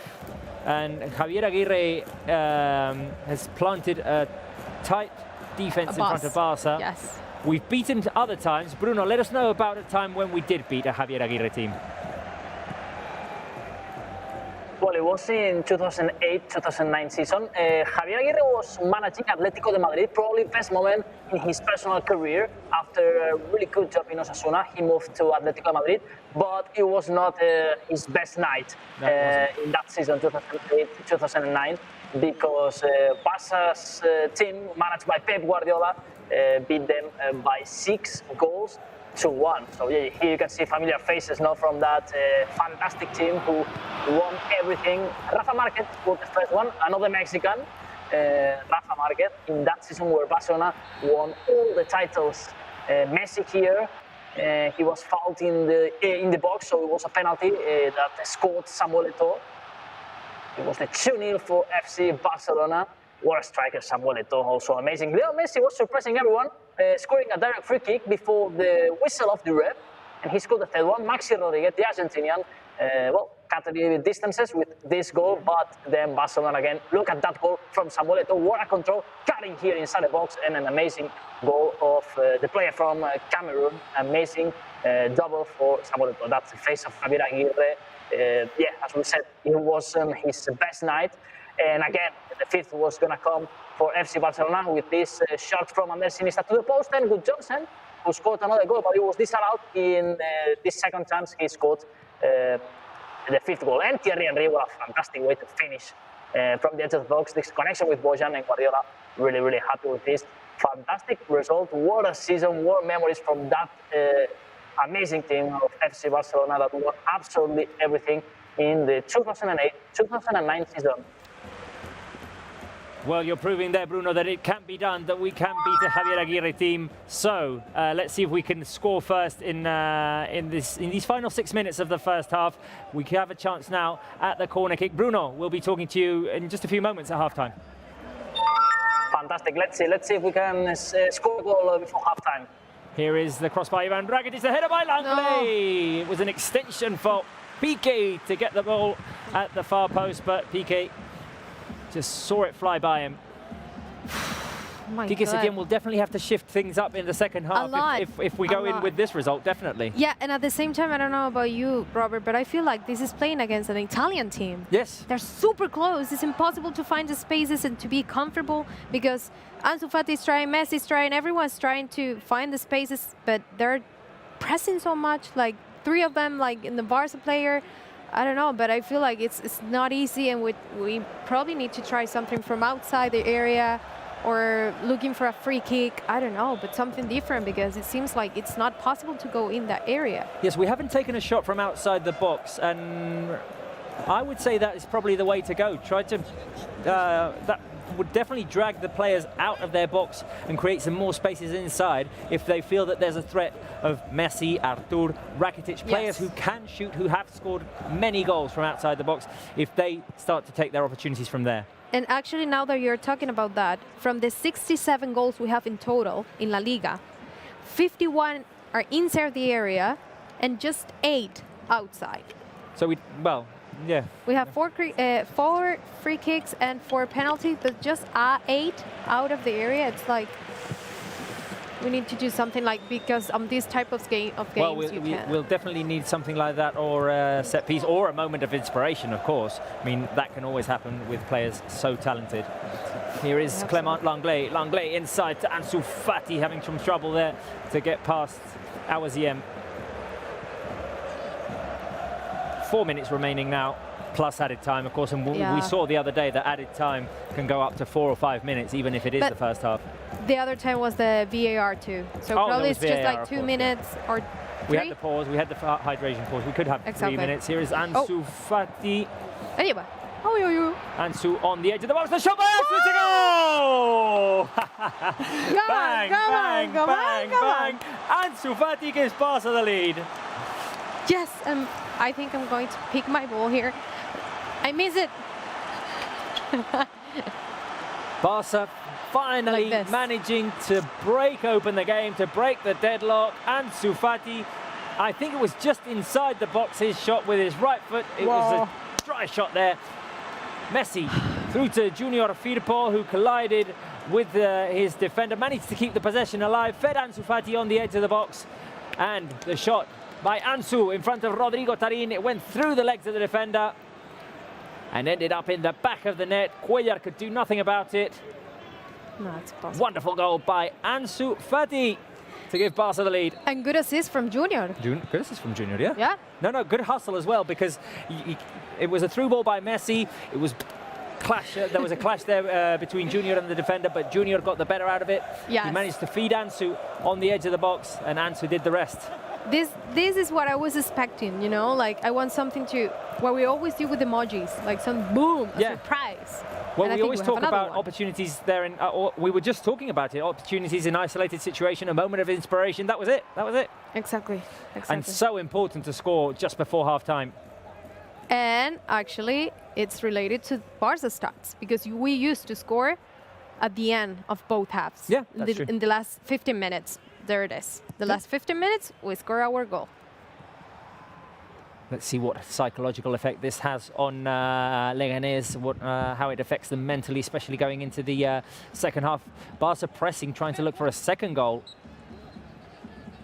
Ansu Fati, by the way, scoring his 3rd goal in La Liga. That's he scored against Osasuna at El Sadar, and he scored against Valencia at home. And that was the opener as well, so second opener there for Ansu Fati. He scored other important goals as well. The one, you remember the one against Inter Milan?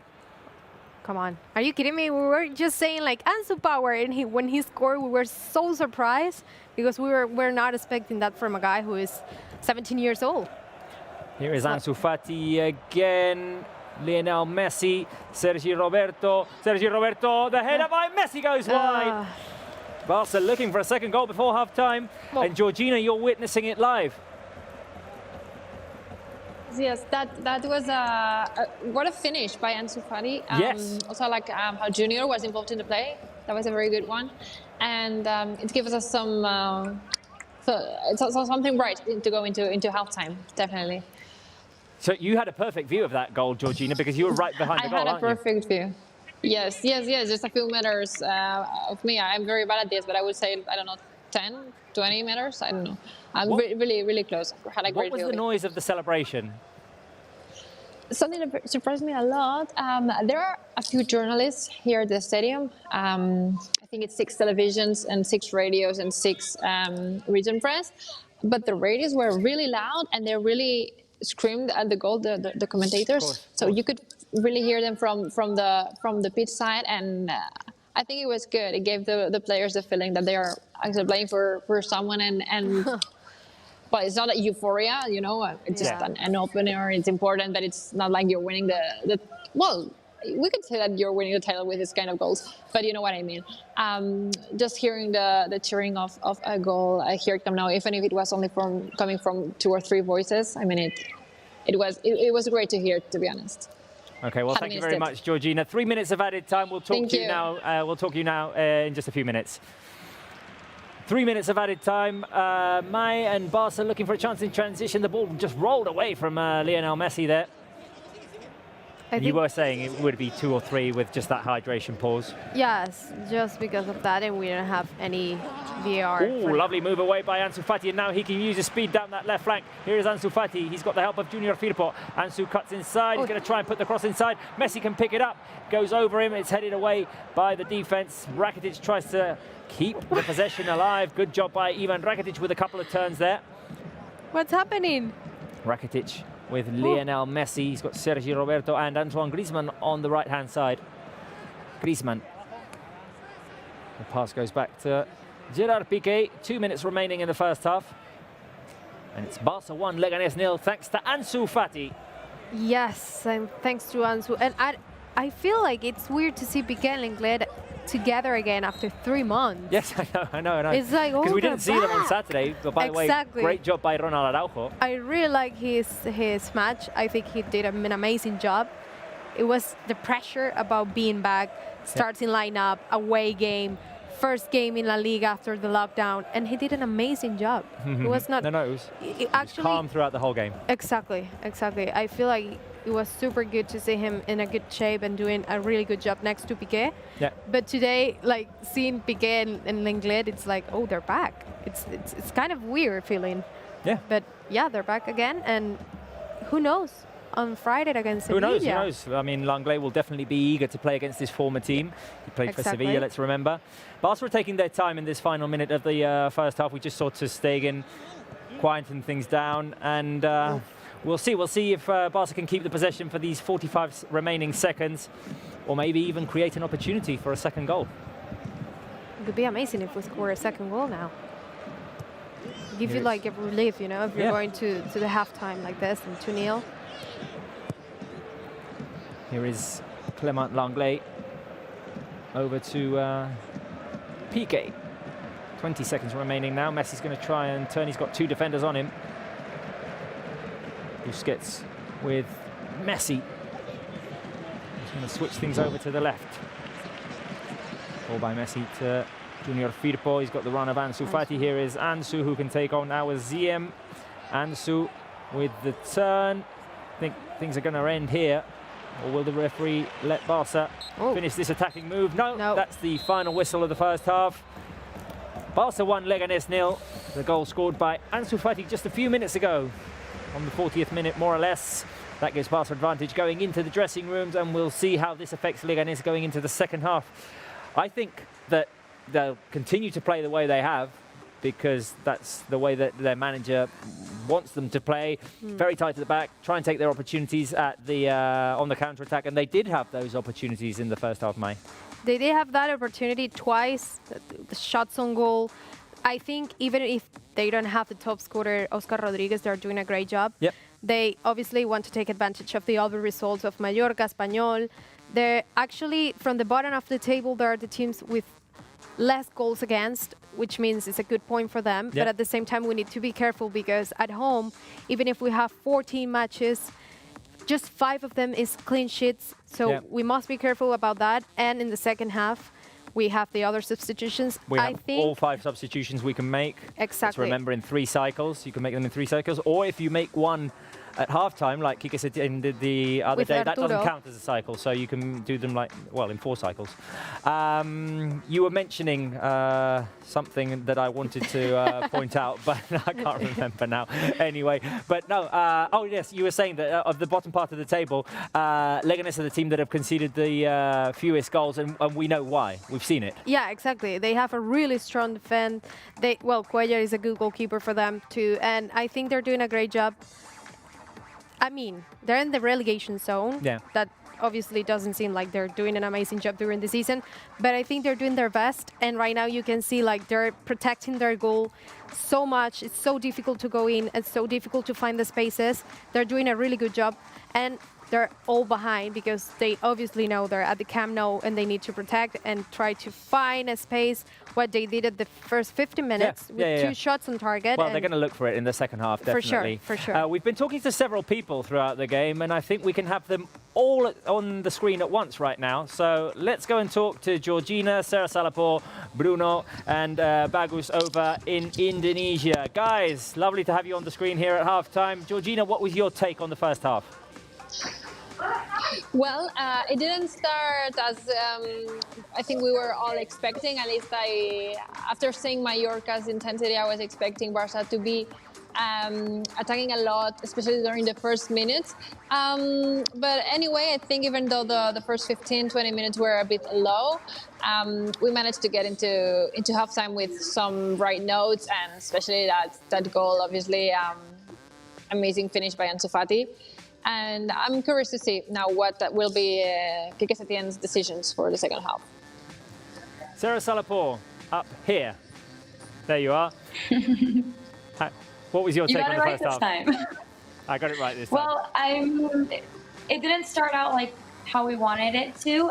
Leganés were controlling the ball with very little possession, but it's very important that we got that goal before halftime. It's a morale boost to head into the second half, knowing that you have a goal in hand. And I also want to point out that Ansu Fati was so calm and collected when he received the ball. It's like he's so experienced. He had the ball, he took the time, he knew where to find the space. It's not like where he just shot it. Like he had the time and he took his time, and I thought that was so super experienced of him when he's only 17 years old. So I think hats off to Ansu Fati, and I think that this goal will be a huge morale boost for the second half. And all the optimism, Sarah, we've been seeing on social media finally translates into a goal.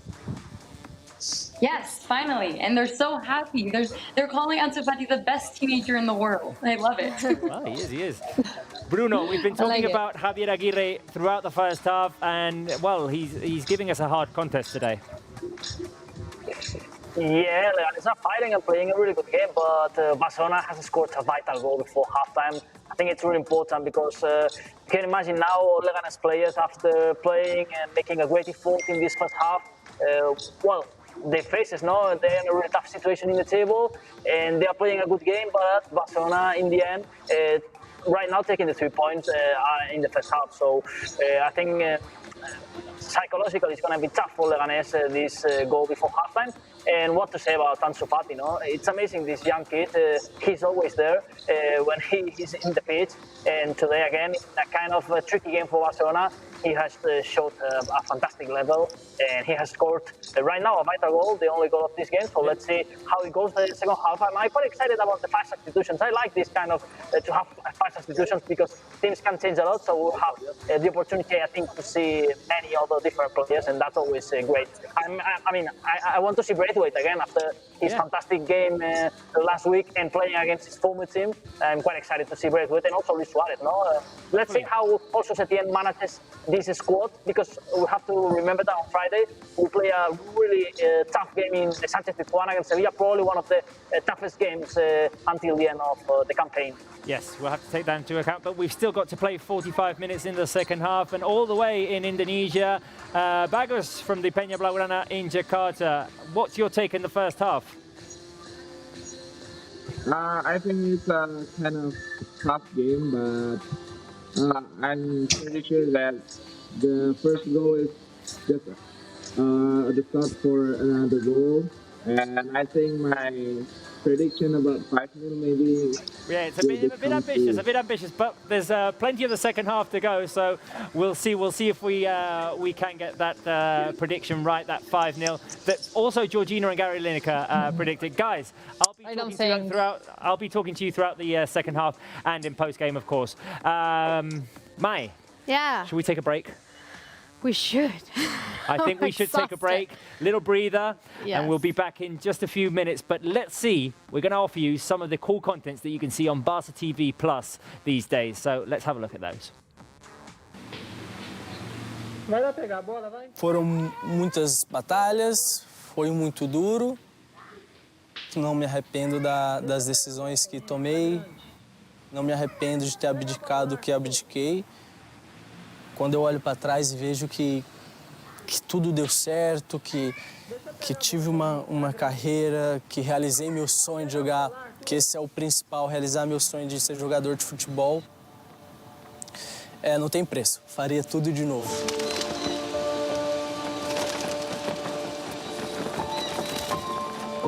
Quando bem pequeno, como eu te falei, quando eu ia para a fazenda, eu queria ser peão de rodeio. Eu queria ser peão, montar em touros e etc. Essa coisa de ser o homem do campo, assim, de ser fazendeiro, eu aprendi com meu avô. Ele era uma criança, sempre eu falo, diferente de muita criança. Porque de toda a vida ele foi muito esperto, muito trabalhador, né? O que ele via a gente fazer, ele queria fazer também. Mas depois, creio que com 8 anos, 7, eu já tive o sonho de ser jogador de futebol. Arthur chegou aqui para treinar juntamente com o pai dele, né? 4 anos de idade, e ele sobressaía, tendo assim uma vontade incrível e uma técnica incrível. O Arthur foi a pedra preciosa que teve aqui no condomínio. Um jogador que já tinha um domínio melhor de bola, uma condução melhor, igual essa finalização, a gente já via que poderia virar. É lógico que tem uma autoconfiança que é importante, porque o jogador, para conseguir render, ele tem que ter confiança nele mesmo. Ele me lembrou muito o Beckenbauer, alemão, porque ele era um menino que não vibrava, ele tocava a bola para o companheiro, aparecia mais na frente para receber a bola. Na verdade, minhas maiores referências foram o Xavi e o Iniesta. Eu queria fazer as coisas que eles faziam, né? Então, desde criança tenho isso comigo. Na época, eu trabalhava na captação e a minha função era ver as outras chaves. E tinha um jogador que jogava no Goiás, o nome dele era Arthur, que ele tinha 1 ano a menos do que todos que estavam ali. E então foi nesse torneio que o Grêmio viu o Arthur jogando e conseguiu o meu contato e fez o convite. O Grêmio é um dos maiores times do Brasil. É onde milhares de adolescentes queriam estar. E eu tinha oportunidade. E meu pai me falou, a escolha é sua.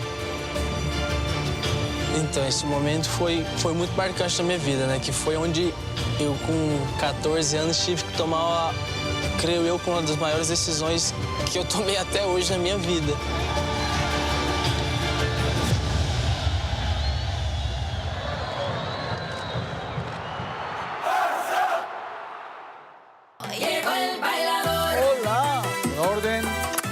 ¿Qué? Hola. ¿Qué pasó, chaval? Llegó el bailador con el sazón, con el sabor. Hombre brasileño, que es radio. Las dos que están entre 1, 2 y 3 el mundo para maquillar. 1, 2 y 3, porque yo me pongo siempre tercero yo. Yo me pongo aquí en mi camerino. Esto es mío aquí. Para ponerme más guapo, siempre aquí hay. Esto le voy a quitar un momento. Hola. ¿Ya preparado? Sígueme, por favor. ¿Cómo es? ¿Listo? Ah, súper chévere. Buena onda. Se puede siempre con bromas, sí.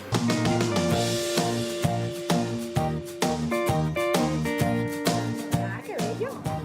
Ahí tengo aquí la televisión de Cataluña. ¿Ya? Así va. Cuando jugaba, cables por aquí, cables por allá, siempre me decía por izquierda, por la derecha, aquí mando yo. En la zurda, papá manda acá, en la televisión de Portugal. Solamente 3 toques. El mejor crack, el crack. Sí, el Barça también. Ya va a empezar, ya va al aire, así que ya córtenle para que no se enteren de lo mal que lo hacen. Hoy no se vino, el short. Lleva 24 horas trabajando, pues. Está vestido de elegante. Hoy sí se bañó, Hoy sí prendió su computadora. Disfrútenlo, señores, disfrútenlo. Espectacular.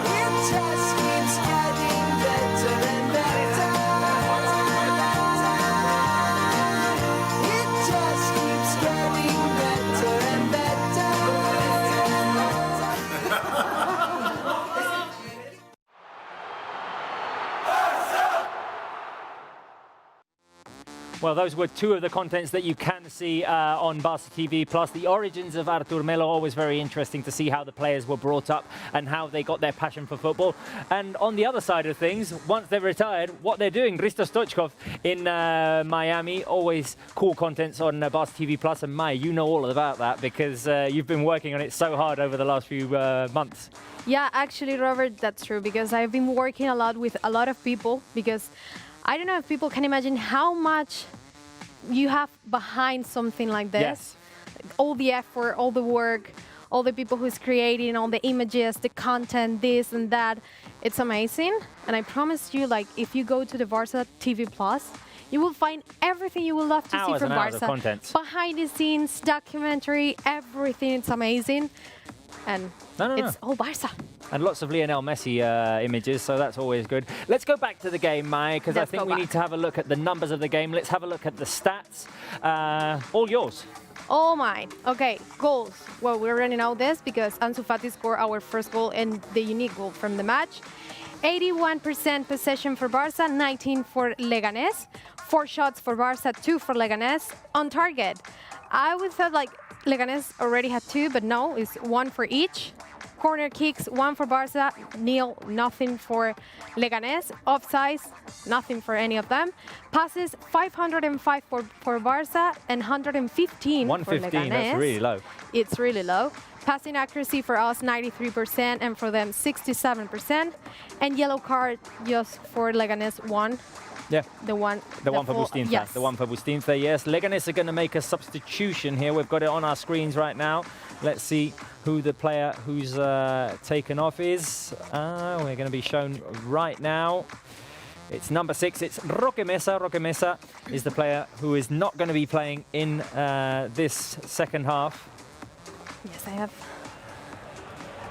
And I believe that for Barça, we're going to have the same 11 players on the pitch. It's Roque Mesa for Roger Assalé on the side of Leganés. And I can see Ansu, I can see Messi, I saw Piqué come out as well, Junior Firpo, Langlais.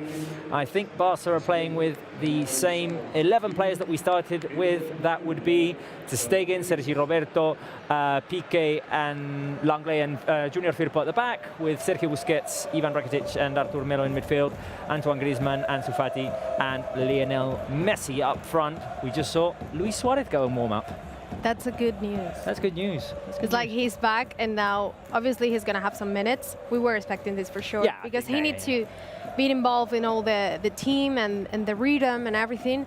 And of course, everyone wants him to see him play it against Sevilla this Friday, so he must get some minutes. But it's what Setien said before. We must be careful because after long injuries, you can have muscles problems and physical issues. So you must be careful about that. There he is, warming up. Yeah. Luisito Suarez, I'm so eager to see him score again. And actually, Robert, I don't know if you know this, but if he scores, he's going to be even more close to Kubala because right now Luis Suarez is our top 4th scorer in the club history. 191. 191 after Kubala with 194. 194, so he needs a hat-trick. Exactly. He needs a hat-trick to catch up with Kubala and become the 3rd all-time goal scorer for Barça behind Lionel Messi and César Rodríguez. Exactly. César in just 5 years. Yeah, in just 5 years. Because, for example, César had already like 13 years for Barça, 13 seasons. Kubala 11, Messi, of course, the entire life. His entire life. And Luis Suarez just 5 seasons, and now he's the top 4th scorer. Yeah, which he scored more goals than players like Samuel Eto'o, like who else is in that list? Rivaldo as well. Yeah, Ronaldinho. Yeah. Players who made quite an impact. An amazing impact. The second half has started, and Barca are attacking towards our left now in Blaugrana, of course, in new kits, because as we know with the new protocols, players have to change their kits at half-time. Yes, so, they must do that during the half-time. Sergio Busquets playing it forward to Lionel Messi. 19 degrees of temperature at the Camp Nou, a comfortable temperature to play in. It's been a rainy day in Barcelona today. It hasn't been. That's always good because it gives you more like fresh air. Yeah. Not like me. I'm dying because I'm completely excited about it. But I hadn't even. This Barca sweater is so good. I hadn't even processed it. You're wearing a sweater. I'm wearing short sleeve. Yes. Here is Artur Melo playing with Ivan Rakitic. We've got some cool photographies on screen right now from our colleague Miguel Ruiz, the official photographer for Football Club Barcelona. Oh, the pass by Ansu Fati wasn't good now for Junior Firpo. Throw in for Leganés. We're 2 minutes in to this second half. Ansu, the goal scorer. Great news.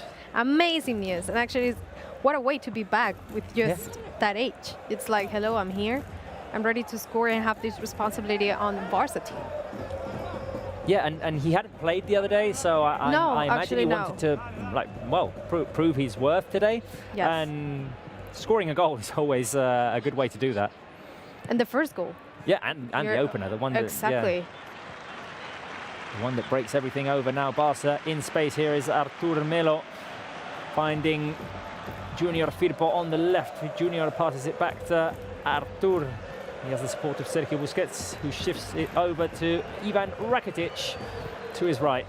Rakitic looking for options. He's got Sergio Roberto on the right flank. Griezmann making a run there as well.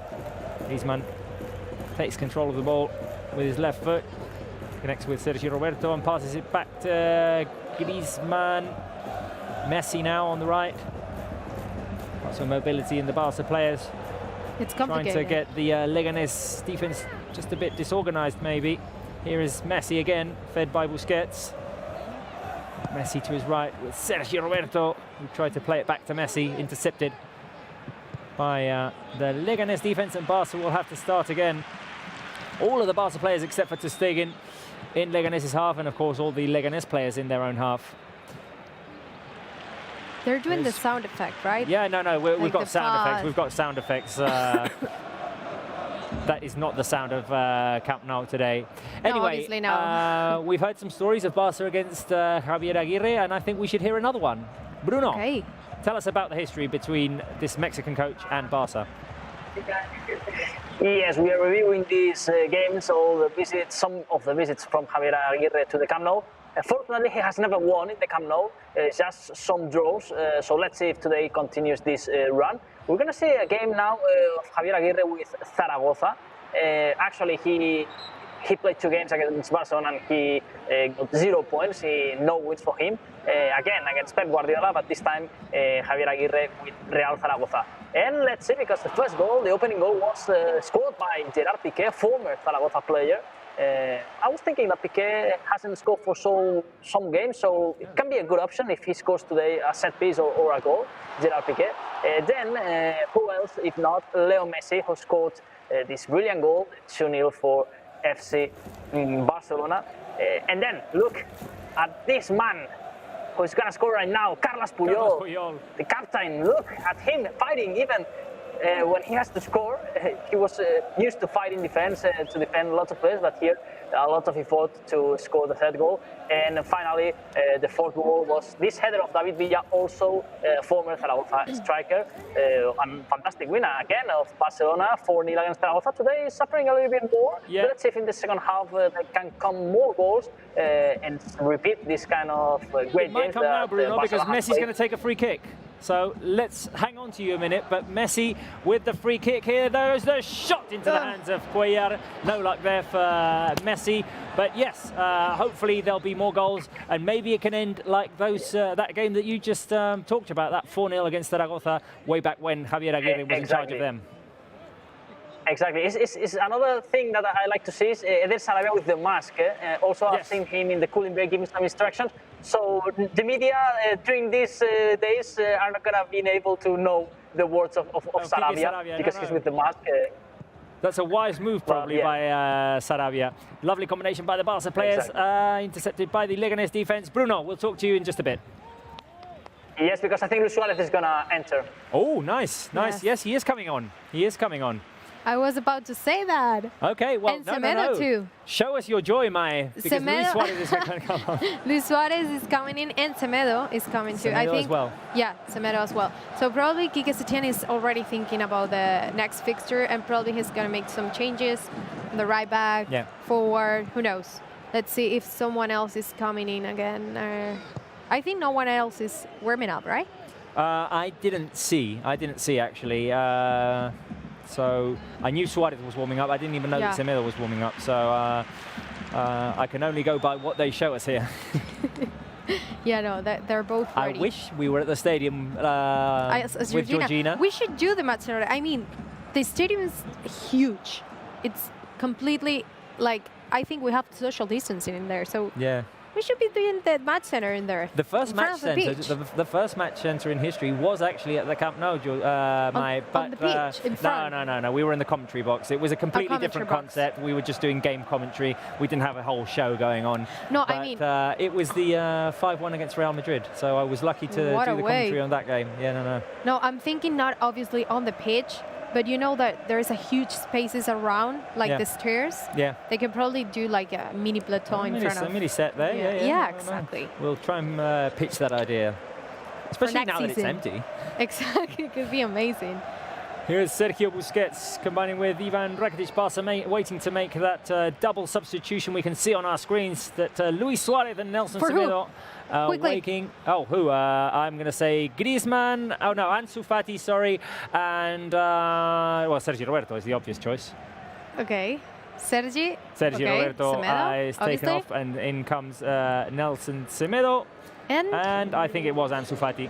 I think I saw a 31 there on the board. I can see. Yes. Ansu Fati is the second player who is substituted, the scorer of the opener, Ansu. Yes, Ansu, well great done. Good job, good effort. Great job.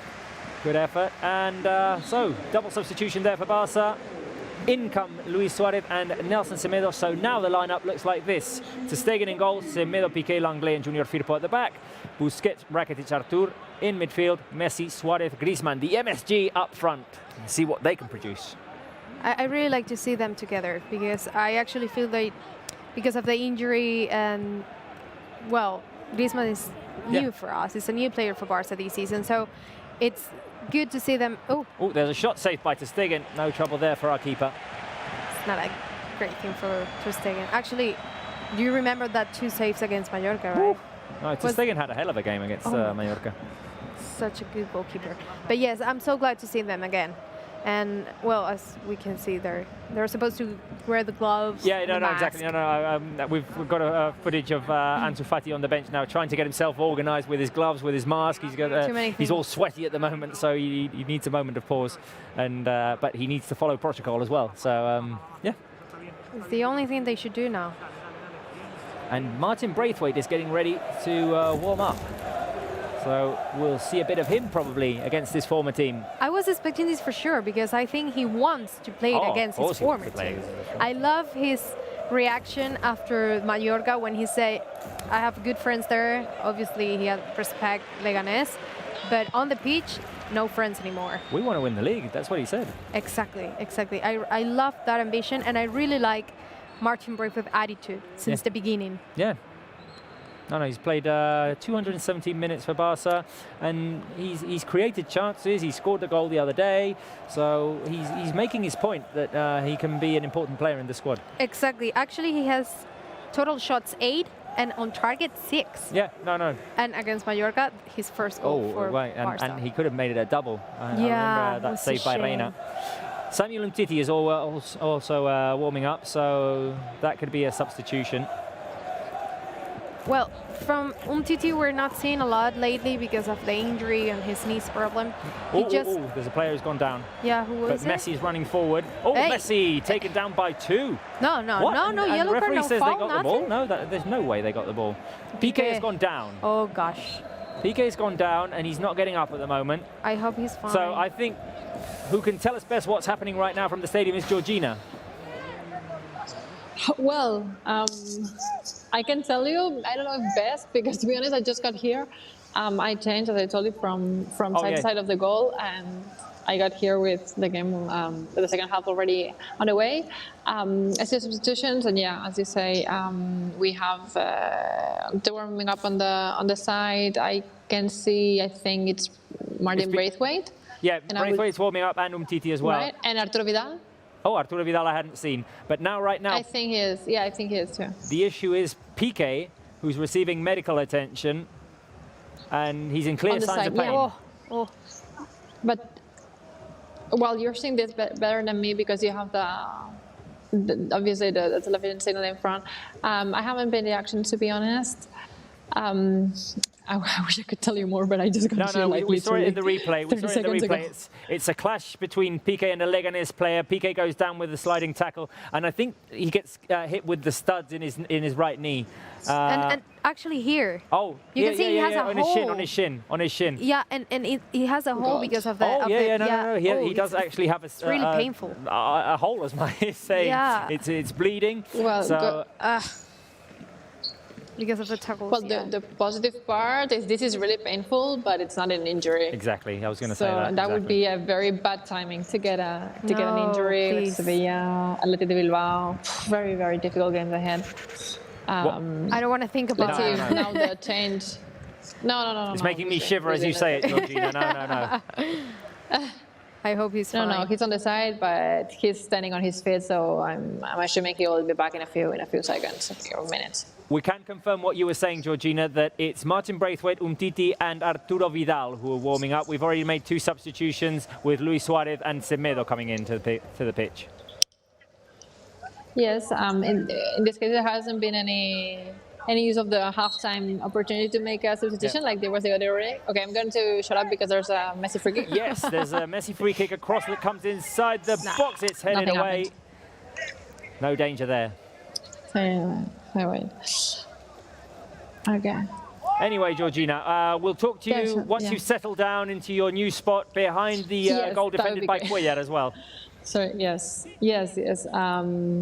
Hopefully we can see some Barça action happening here because nothing has happened since I sit them down here besides of the free kick. So hopefully the next few minutes will be better than these ones. And I'm sorry for this terrible connection, but I just got here. Yeah, no problem. It's things that happen live, Georgina. I mean, you just getting to your spot is interesting because it shows the fans that you can, well, or those who are watching us, that you can go from one side. I caught a lot of traffic.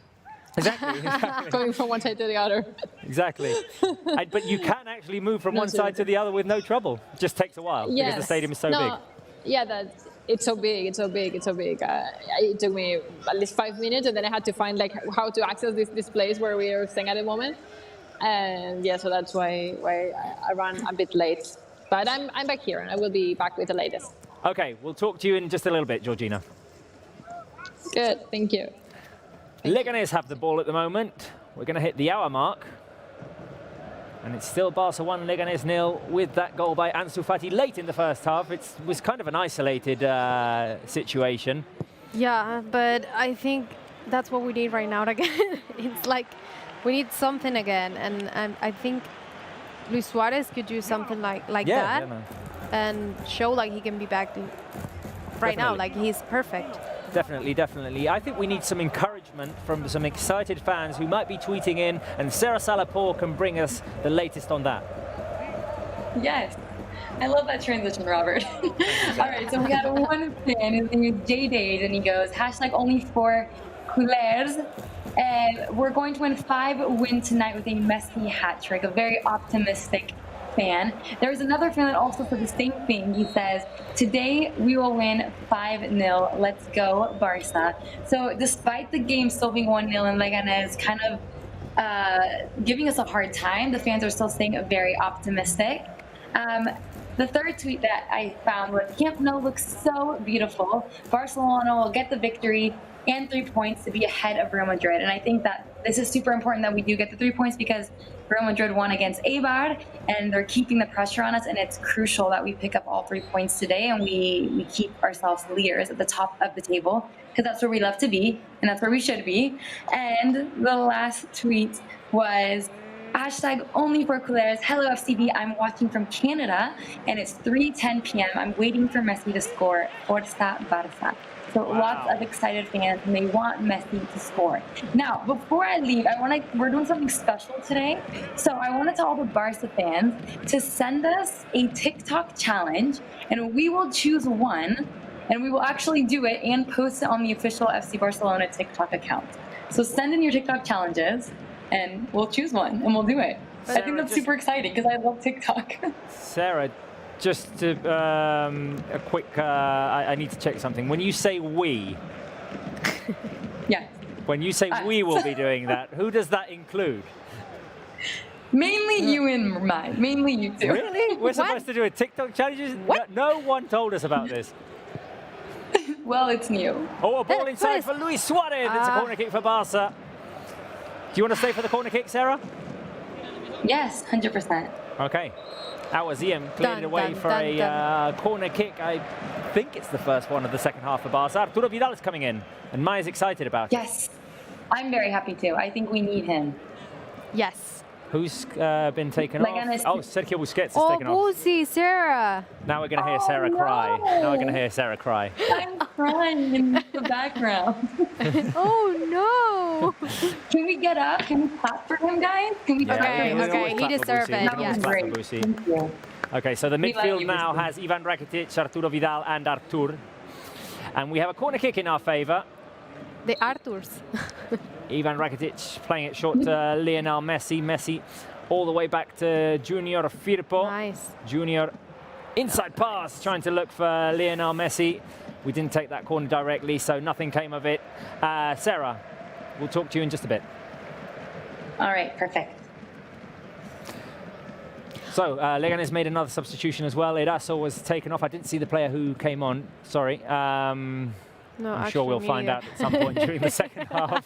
But anyway, Arturo Vidal with his first touch in the game. He's got Lionel Messi in the middle now. Messi's playing in the middle. Griezmann's playing on the left. Yes. And we've got Suarez floating around somewhere. Oh, he's all the way. Around. He's all the way on the right-hand side over there. Well, he's playing free, right? Yeah. So I want to see what the midfield looks like now. Who's taking the role of defensive midfielder? I guess it's Ivan Rakitic. And Artur. Seems, yeah, it's Ivan and Arturo Vidal on the right. Yeah. Risky pass there by Langley all the way to Arturo Vidal. It did get there. Clearly, for me, the substitutions is just thinking about next fixture because Busquets. Well, he's thinking. Yeah, he's definitely thinking about. Giving all of his players enough rest. Yes. Lovely pass by Lionel Messi through to Nelson Semedo. Semedo can put the cross inside. Griezmann with the finish to goal. Bang, bang, bang, bang. Griezmann scores. Bam. Barça 2, Leganés 0. What a lovely move by the Football Club Barcelona team. Yes. Messi with a through ball to Nelson Semedo on the right-hand side. Semedo places a perfect cross inside to Antoine Griezmann. Oh, it might be ruled off. Yeah. I think Semedo was offside. Oh, no. What a shame. But just a beat. Yeah, just a bit, but just a bit counts, my. Not for Real Madrid. Yeah, no. I'm not for that. Yeah, you don't like that that type of thinking. No, no. Permit. Anyway, you think they're going to be checked? It's going to be checked by VAR. Semedo put the cross inside, and from the edge of the small box, Griezmann produced the finish to beat Cuellar. Oh, look happy. Messi looked very happy about it. I don't think he's going to be so happy when they the goal find out gets the truth. Ruled out for offside. I think Semedo was offside. So for just a little bit, but I think he was too. Yeah, no, offside. Yeah, it doesn't count. It doesn't count. So things still stand up. Barca 1, Leganés 0, and well. I want to see the line from the VAR. No, but there's no defender. There's no defender behind him. Anyway, let's move on to a happier memory, and Bruno Ballester will bring that to us with another time in which we beat a Javier Aguirre team. A really happy moment, I think, because we beat Javier Aguirre, but we also beat our city neighbors, our city rivals, Real Club Deportivo Español. 4-0 was against an Español that was suffering a lot that season. In the end, they stayed up with Aguirre, who was the third manager in this Español. Here you can see Xavi Hernandez scoring the opening goal, first goal of this game, in also a team that won lots of things. Second goal also inside the box, this move from Cesc Fabregas and Leo Messi, and also the touch of Pedro Rodriguez, what a player. He scored also in all the key moments and in all the competitions. Is one of the only players in history that has scored in all the competitions. Look at this finish, amazing Pedro. And the pass from Sergio Busquets that I know that Mae loves a lot, and what a fantastic pass of Busquets in this move. And then this penalty. Bruno, where, talking about penalties, talking about penalties, we have a penalty. Yes, sir. We have a penalty in the game. I'm sorry I had to interrupt the game history, but Messi was brought down inside the box. There's discussion. There's a yellow card for Rubén Pérez. A lovely move by Lionel Messi. I mean, I didn't want to interrupt Bruno, but Messi getting away from 2 defenders, one with a nutmeg, then away from Rubén Pérez again. Speed, 1-2 with Suarez. He's taken down inside the box, and I think that's going to be a penalty. Look at them, the defender, the Leganés defenders trying to tug him down. Yeah. He just keeps going and going and going. Yeah. They're saying like it was not inside, but it was it was sure. definitely inside. It's definitely a penalty. It should count. Yes. I mean, VAR is going to surely confirm that. I think the only mistake here is that Rubén Pérez wasn't the player who pushed Messi down. Yeah, probably because he was complaining or something like that. What's happening? They have... I think all of this is being reviewed. So once again, the replay, Messi inside the box. Yeah, no, he's definitely taken down in between 2 players. And it's him, and we're just 1 goal. Well, wait a minute. No. Right. Messi's going to take the penalty. Messi's going to take the penalty. The Leganés players are still complaining. I think it was a clear penalty. I don't see why they're complaining. Because I think it was Jonathan or one of them was saying like it was not inside the area. It was just out in the line. Messi has 20 goals in La Liga. He can make it 21. He's the top scorer in the competition. It would be really handy if we could make it 2-0 right now. The referee is still receiving orders in his ear there. Look, Sarah. Oh, Sarah's with us, and Bruno as well on screen. Uh-oh. So, bit of tension here because we still don't. It's still not confirmed that this is a penalty. And we don't have the fans at the stadium putting pressure on the referee, which is one of the classic things in VAR. Yeah, no, the referee points to the penalty spot. Oh, gosh. Messi is going to be the taker. Cuellar moving back to his goal line. And Messi can make it 21 in La Liga, 699 all-time if he scores this. Here goes Lionel Messi, the run-up, the shot, it's a goal by Lionel Messi! Yes! Bang, bang, bam, bam. Yes! Lionel Messi scores.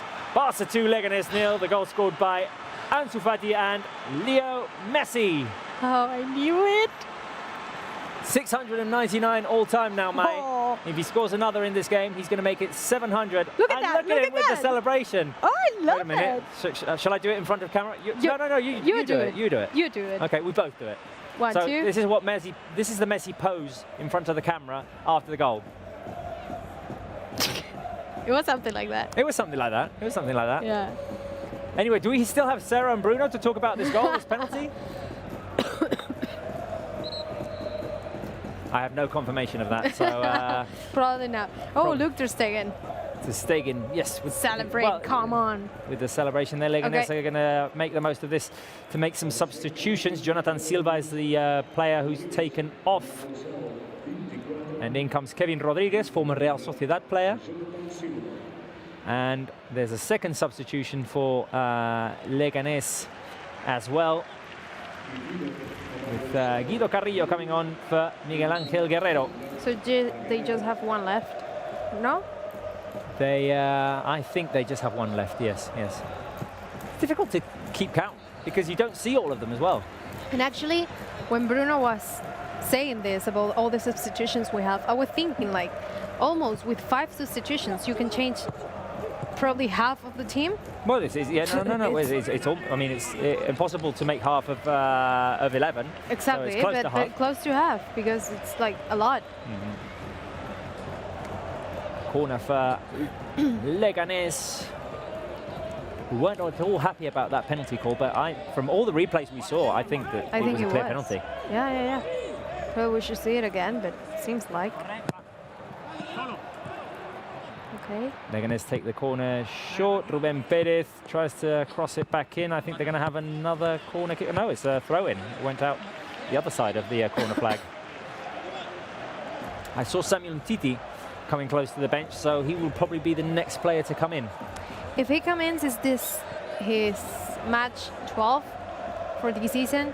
And actually, Umtiti has like a passing accuracy of, it was 92.6%, something like that, really high. But no, the issue, a chance there for Leganés. Oh, it was blocked by one of their own players, the shot from the edge of the box. Again. One of the issues with Umtiti definitely has been injuries. We hadn't seen Riqui Puig warm up, and he's coming on. And so is Samuel Umtiti, so that rules out Martin Braithwaite to play against this former team. That's a bit of a shame, but we're always excited to see Riqui. I'm really excited to see Riqui, but look at that. Look at him. Lionel Messi with the celebration. We've got a replay of that. Barça are going to make a double substitution. Artur coming off and Piqué coming off, so that will leave the team playing with Ter Stegen, Semedo, Umtiti, Langley and Junior Firpo. In midfield we're going to have Arturo Vidal, Rakitic and Riqui Puig up front, Messi, Suarez, Griezmann. I think it's, well, for Griezmann, he's not a substitution off, so it's something good for him to stay the 90 minutes. And at the same time, I'm sorry. Do you need a sip of water? I can go to Georgina if you want. I've got Georgina on the line. So, Georgina, there's been lots going on at Camp Nou since we last talked. Oh. Georgina? The exact words in my ear were, she froze. So I imagine that's the connection, not her. But because it's actually not that cold at Camp Nou. Chance there for Leganés. The ball inside the box, blocked by Arturo Vidal, and Barça bring it out. As soon as we can get Georgina back, we'll get her on the line, see if the connection gets better. But Leganés trying to get back in the game. Now we can talk to Georgina. As I was saying, Georgina, a lot has happened at Camp Nou since we last talked. Yes, an offside that, well, you have seen in the television replay, and I'm assuming it was offside. It was. However, it was a good assist there on the side by Semedo, a good combination with Griezmann. It's a pity that it wasn't allowed, because I think I would have boosted Griezmann's confidence, which has been a bit off today. That is true. And then, yeah, that penalty for Leo Messi, scoring it right, makes up 2-0. Now we've seen Piqué go out and get finally the rest that I think he should have had from the first minute. I would have rested Piqué today. Yeah. So yeah, I don't think we're making it to the Manita, but maybe 3-0. Yes, and true. Riqui Puig getting some minutes, and it's really exciting to have him play here right now at the moment and see how he can combine with Arturo, and they're in the midfield. So, well. Georgina, I'm just curious, with that VAR discussion, especially the one with the penalty, there was a lot going on close to Barca's box. Did you get any of what was being said? Did you hear anything there? Well, you cannot really hear what they were saying, but I can tell you the referee was pretty sure about his decision. So I'm talking about the penalty. Even if Leganés were arguing that very, very much, the referee was really focused and just allowed the penalty. He didn't really hear about had time to hear what they were saying, the Leganés players. Oh, and Georgina, right now we've got something else that's happening on the pitch. It's one of these new cooling rules. break. Cooling break, exactly. Yes, cooling break, which, by the way, I don't know if I talked about this. And yes. Sorry, I just think it's a timeout, like in other sports. Yes, no, it is, and it's a measure that could be held for like the future games. Why not? In fact, it's hydration in highlight sport is always allowed, but the fact that you can stop your game, give a pause, bring back the intensity that you had before that, I think it's good. And it gives the coaches an opportunity. Yes. It gives the coaches an opportunity as well to give their players some instructions. To talk to them.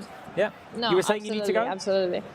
So no, yes, I need to do something when there's a cooling break. Something else than okay. Sorry, Georgina, we'll talk to you right before the game. No, before the game ends. I'll be right back. I'll be right back whenever you tell me. Okay, I'm sorry. Thank you, Georgina. Bye. Okay, so, cooling break at the Camp Nou. Both teams receiving instructions from their coaches. Obviously a bit more relaxed now than in the first half when things were at 0-0 when we had that cooling break. The Barca players making their way back to the field, and I can see Messi talking to Riqui Puig. Where? Down at the bottom there. Now they've separated a little bit, but I could see Messi just going doing there. his leader role again. Yeah, exactly. Messi is a leader. He's the leader, yes, for sure. Enrique. Now Ricky having a word with Arturo Vidal as well. I must say that I'm surprised to see Ricky. I'm very surprised because, we didn't see him warm up. I mean, I'm sure he did. Yeah. And I was expecting Martin Braithwaite to get an opportunity today. Exactly. And actually, I want to see Martin Braithwaite played again his forward team for the first time. Yeah. And with the boost of confidence after that goal he scored the other day, almost made it 2. But anyway, I mean, we're happy to see an opportunity for a Masia player as well, Obviously. like Ricky Puig as well. Obviously. So, and I really like it. The good thing about having such a tight schedule is that there'll be opportunities for everyone. Exactly. And actually that we have a coach who is thinking about that too. Not just to avoid the injuries, is to give them a chance to other players and to let them play it and rest. We've made all 5 substitutions in both games. Exactly. Both against Mallorca and today. Which is really good for us too. And you're giving the minutes to the players that need to do something else during the season. And let's not forget that we have from now 9 games in La Liga and then the Champions League. No. We still have a lot to do. Tomorrow we'll have some certainty on what's happening with the Champions League, because lots of theories have been thrown out there. We'll see tomorrow what's decided and what path Barca will have to follow if they want to win their 6th Champions League. Exactly. Could you imagine if we won that 2 trophies this season, even with all the lockdown and the crazy situation? Yeah, it would be amazing. Here is Messi. Finding Arturo Vidal on the right, he will have the support of Nelson Semedo. Here comes the cross by Arturo Vidal, headed by Griezmann. 2 wide. 12 minutes remaining in the game. Barca 2, Leganés 0. Let's remind the fans that the goals were scored by Ansu Fati and Lionel Messi.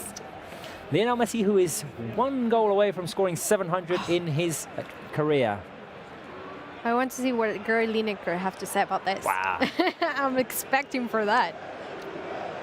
Well, and Henrik Larsson as well. Let's remind the fans that after the game, you can go over to Barca TV Plus for the post-game reactions. We've got game highlights. We'll be showing you everything that's gone on at Camp Nou today. We've got interviews with legends Henrik Larsson and Gary Lineker. We'll have the press conference of Quique Setién. Our analysis as well. And you want to know something good? They're both Henrik Larsson and Gary Lineker. They're both in our Legends of Players in categories in the Barca TV Plus. You can have all the content from them where the Barca players, and you have videos, goals, skills, many different things, matches, greatest matches, highlights. There's so much to watch on Barca TV Plus. As well as us in post-game. So, don't forget to head over to Barca TV Plus in the post-game to see the highlights, especially, and those interviews with Henrik Larsson and Gary Lineker. We're going to go over to Sarah in just a minute, but I think that Barca have a chance at the set piece here. So, we've got her on screen. We might as well go through it with her. Sarah. Exciting times with Ricky Puig on the pitch. He was the one who was fouled, and we've got a dangerous situation with what I like to call a mini corner on the left here. I'm so happy Ricky Puig is on the field. You have no idea. 10 minutes remaining in the game. Ivan Rakitic is going to put the cross inside the box. A chance for Barca to make it 3-0 here. Here comes the cross by Rakitic. Oh, he went for glory there. And the cross turned into a shot. Went over the crossbar. Anyway, Sarah, final 10 minutes of the game. What are the fans saying on social media? Okay, one fan said, his name is Tarek, and he says, with one eye closed, Barca's my club and my heartbeat. Going for a win today, Forza Barça. Well, we're 10 minutes away plus extra time to a win, so we're almost there, 2-0. I'm hoping we get 3-0, so all of our predictions are correct. I was going to say that. Yes. Then we got another tweet. Yes, Messi has scored from the spot. 700 goals for the King now. Now he's 1 goal away from 700, but hopefully he's at 699. Hopefully he can make it 700 tonight. I mean, it's Messi. He can do anything. Hard tackle on Messi. Sorry, Sarah. Hard tackle on Messi there, and there's a yellow card issued. Oof, that was painful to watch. Just Messi gets up. Messi gets up. No problem. Keep going. That's Messi. He just gets up no matter what. Anyways, then the last one was the only way to. So this is so funny because this tweet correlates to what happened right now. The only way to stop Leo Messi by taking him down, but he still scores. Messi is love. It's always worth watching Messi at 3 a.m. Yes, I'm right there with you. It's way past my bedtime, but I'm watching Messi. Yes, but it's not 3 a.m. for you, Sarah. It's not, but it's like 3 a.m. for me. Anyway, Sarah, we'll be talking to you in post-game, a post-game that's going to be packed with content. Yes, I'm so excited. So everyone, stay tuned. Stay tuned and switch over to Barça TV Plus because... And to Barça TV Plus, yeah. Exactly. Stay tuned and go over there and enjoy exclusive content. Amazing content. Thank you very much, Sarah, for keeping us in touch with the fans, letting us know what they're thinking. Great job as always. Leganés trying to move forward here. Oh, there's been a foul by Samuel Umtiti, who's going to see a yellow card there. Oh, that means he misses the next game. Exactly, against Sevilla, because he had 4 yellow cards. Yes. The 5th means suspension for the next game. So actually, we have the 3 players who are risk with that term. Like, actually, they can't see the 5th yellow card. Umtiti already did it, so... Yeah, they're all on the field. Vidal and Suarez there as well. Yes. 83rd minute. Remind the fans that the next game for Barça is, as you were saying, on Friday. So in 3 days. This is even Friday night. The schedule is even like too heavy for us as well. I mean, it doesn't give you time I can't imagine for them because to process one game, you're into the other one. Exactly. Another yellow card now for Riqui Puig. Yeah. So now we have how many? Well, that's the 2 yellow cards you predicted for Barça players, I think. Yes. But I think entire right game, now we've got 3 for Leganés and 2 for Barça. That I think your prediction is right now. Oh my God. No, another one? No. Is that correct? No. Oh no. Leganés have 2. Leganés have 2 yellow cards. Okay. And Lenglet now. Oh, Langlais as well. What's going on in these final minutes? It's like we're letting go. Oh, yeah. Langlais went up for the header. And a Leganés player got under him, but there was an elbow to the face, so yeah. It was a clearly yellow card.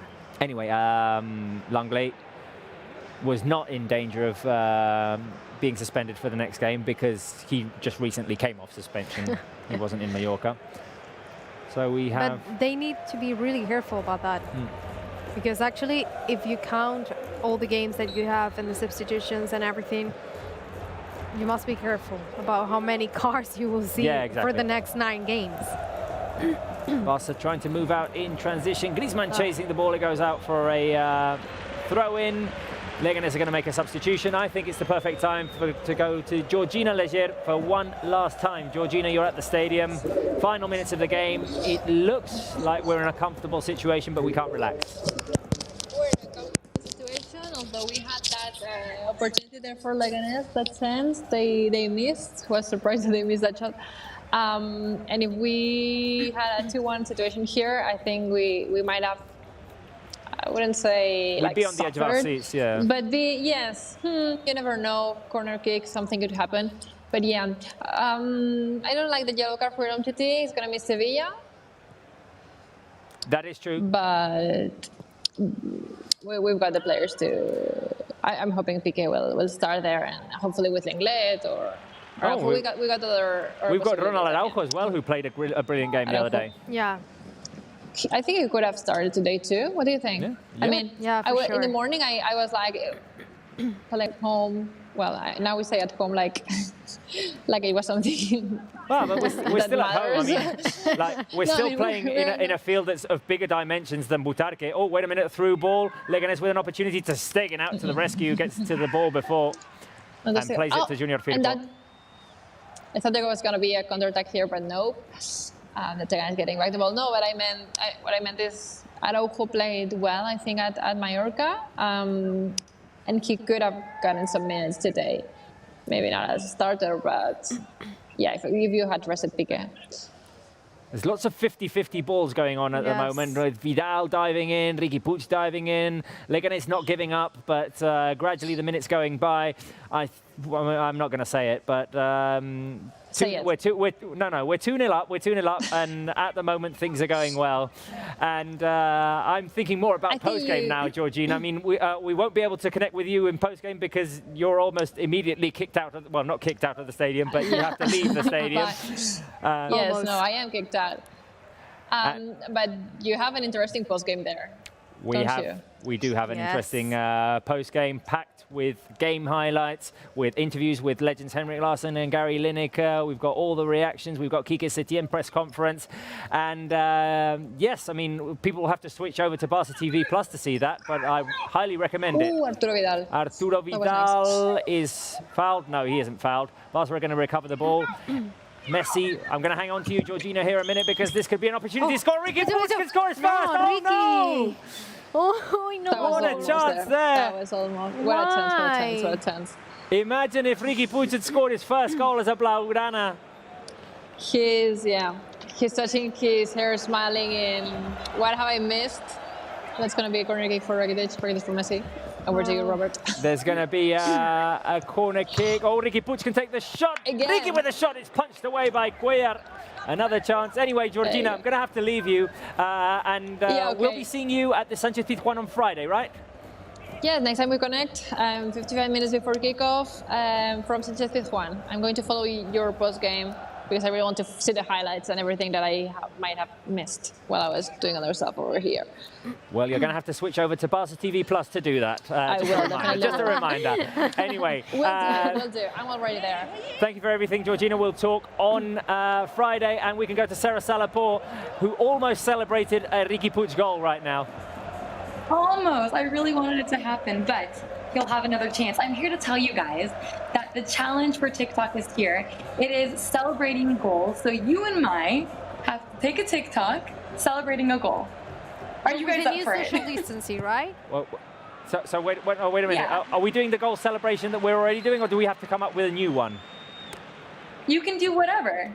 Whatever your heart desires. You can do But what, we're supposed to do it now? No. Or when the next goal happens? When the next goal happens, hopefully. Okay, so, all right. So if it doesn't happen today, we have a challenge for Friday, you're saying? Yes. Okay, so we can prepare for that, Mai. I'm kind of looking forward. It has to be good. If you guys get time to do this, it has to be spot on. Super amazing. Okay, we'll try and find something original to do then. All right. Just wanted to drop by and say there's a new challenge for you guys. Okay, no, and obviously the fans can send in their suggestions. Wait. Oh, Ter Stegen had to fly there to clear the ball away for a Ter Stegen corner kick. Airlines. Ter Stegen Airlines. Well, okay, Sarah, interesting challenge there. So the fans can send in their suggestions, and Maya and I will try and come up with something for Friday against Sevilla. Okay? Okay. Does that sound good? Perfect. Are you going to do it too, Sarah? No, I'm going to watch you guys instead. Oh, thank you. But you love TikTok. I love TikTok, but I also like using TikTok and watching people. Okay, got it. Anyway, thank you, Sarah. We'll be talking to you later on. Okay, bye. Okay, so final minutes of the game. We've just hit the 90th minute mark just now. See how much time is added on. Barça 2, Leganés 0. 6 minutes of added time, Maya. We have had lots of substitutions and a cooling pause, the penalty as well. Two VAR. So we've had 2 VAR checks, the cooling break, and several substitutions. So yes, probably deserve those 6 minutes. Lionel Messi in transition, through ball, tried to play it through to Arturo Vidal. And Junior Ficabuca, yellow card again. Yeah. Well, again, no. And another one for Barça. Another one for Barça. Exactly. Here is Messi. Rakitic, who will play 90 minutes today. Yeah. Here's Ricky Puig, who had an opportunity to make it 3-0. Messi trying to play it through to Suarez, who wasn't ready for the pass. No. And now Leganés out on the counter-attack. Barça players running back. Here is Guido Carrillo. Are you already thinking on your mind of the match? Oh, man of the match, yeah, I forgot to ask Georgina. I'm not sure. I'm not sure. Complicated. It's a complicated one today. Yes. Because let's admit it wasn't the best of performances. No. From Barça. But man of the match. What? They're checking something? I mean, it could be the Could be the GOAT, but... The GOAT? Yeah, I'm not sure. It's complicated. It's complicated, it is complicated. But I think it's the same as you. Like, obviously, I was not expecting Barca to do a great match again, one Messi. after other. Here he is again, Messi trying to play it through to Semedo. Semedo can cross it inside. He decides to pass it back to Arturo Vidal. Here is Arturo Vidal, the cross by Arturo Vidal. Blocked by the defense. A foul given against Ivan Rakitic. I think I'm going to go for Messi. Messi. I mean, it's a tough one. Yeah. It's a tough one. It's what I was saying. Like, actually, another yellow card? No way. What, this one for Ivan Rakitic? Yeah. That it's complicated to do amazing game one after other with just with little time to recover. Days, yeah. And I think the big issue today was the tight defensive scheme of Javier Aguirre's side. It's always uncomfortable to play against these teams. They basically played a line of 5 and a line of 4, very close to their goal, very difficult to find spaces there. And, well, Barca did well to break the deadlock before half-time at least. No, completely, yes. Because I think it was not easy in the first half.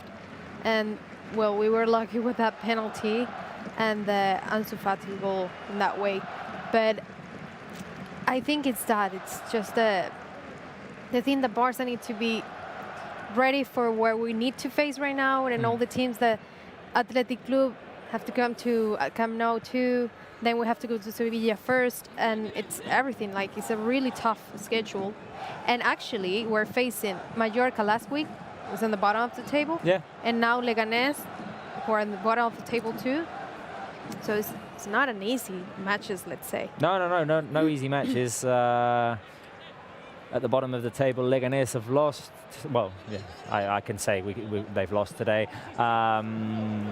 Mallorca have lost today. Espanyol drew, so they get a point closer to getting themselves saved. Yeah. But it'll be intense in these last few weeks of the season, as it will be at the top of the table, because now Barca will be 5 points ahead of Real Madrid again. So Madrid will And I hope we can keep it like that. Yeah, let's hope we can keep it like that. They play on Thursday, I think. I'm not sure if it's tomorrow or Thursday. Let me check that, Mai. I think it's on Thursday. Let me check that. They go to Valencia, I think it is. I'm not 100% sure. I'm just worried about Barca. Yeah, no, I tend to worry only about Barca. What a pass by Messi to Suarez. Oh, he couldn't bring it down. Oh, Suarez. A looping pass there by Messi to Suarez. Suarez was offside anyway. Yes? So, wait a minute. Yeah. So Red card? For who? For who? For Javier Aguirre. Or someone on the Leganés bench. Whoa, what was that? Real Madrid do play against Valencia on Thursday, Mai. That is true. So the day before Barca faced Sevilla. Yeah, Javier Aguirre expulsado, yes. Yep, Javier Aguirre has been sent off. He obviously said something that the referee didn't like. He's complaining there. We can't really hear what he was saying. Probably had some words for the assistant referee or the referee. I'm not sure. No. Anyway, it's a weird way to end the game. 1 minute remaining. 1 minute, and we're just one goal away from our prediction. From our prediction, yes. Yes. We are. We can please just score. Messi can score now. Just one goal, that's it. This would put us with 64 points at the top of the table. 5 ahead of Real Madrid, as we were saying. Real Madrid play on Thursday. Final seconds of the game. Ivan Rakitic making the pass forward, intercepted by the Leganés defense. Semedo wins it back. Here's a chance for Barca. Lionel Messi with a nutmeg, but he couldn't get to the other side of the Leganés player. Messi fighting back with the help of Riqui Puig. And here he is again, Messi. Hustling to try and keep the ball. And he keeps fighting.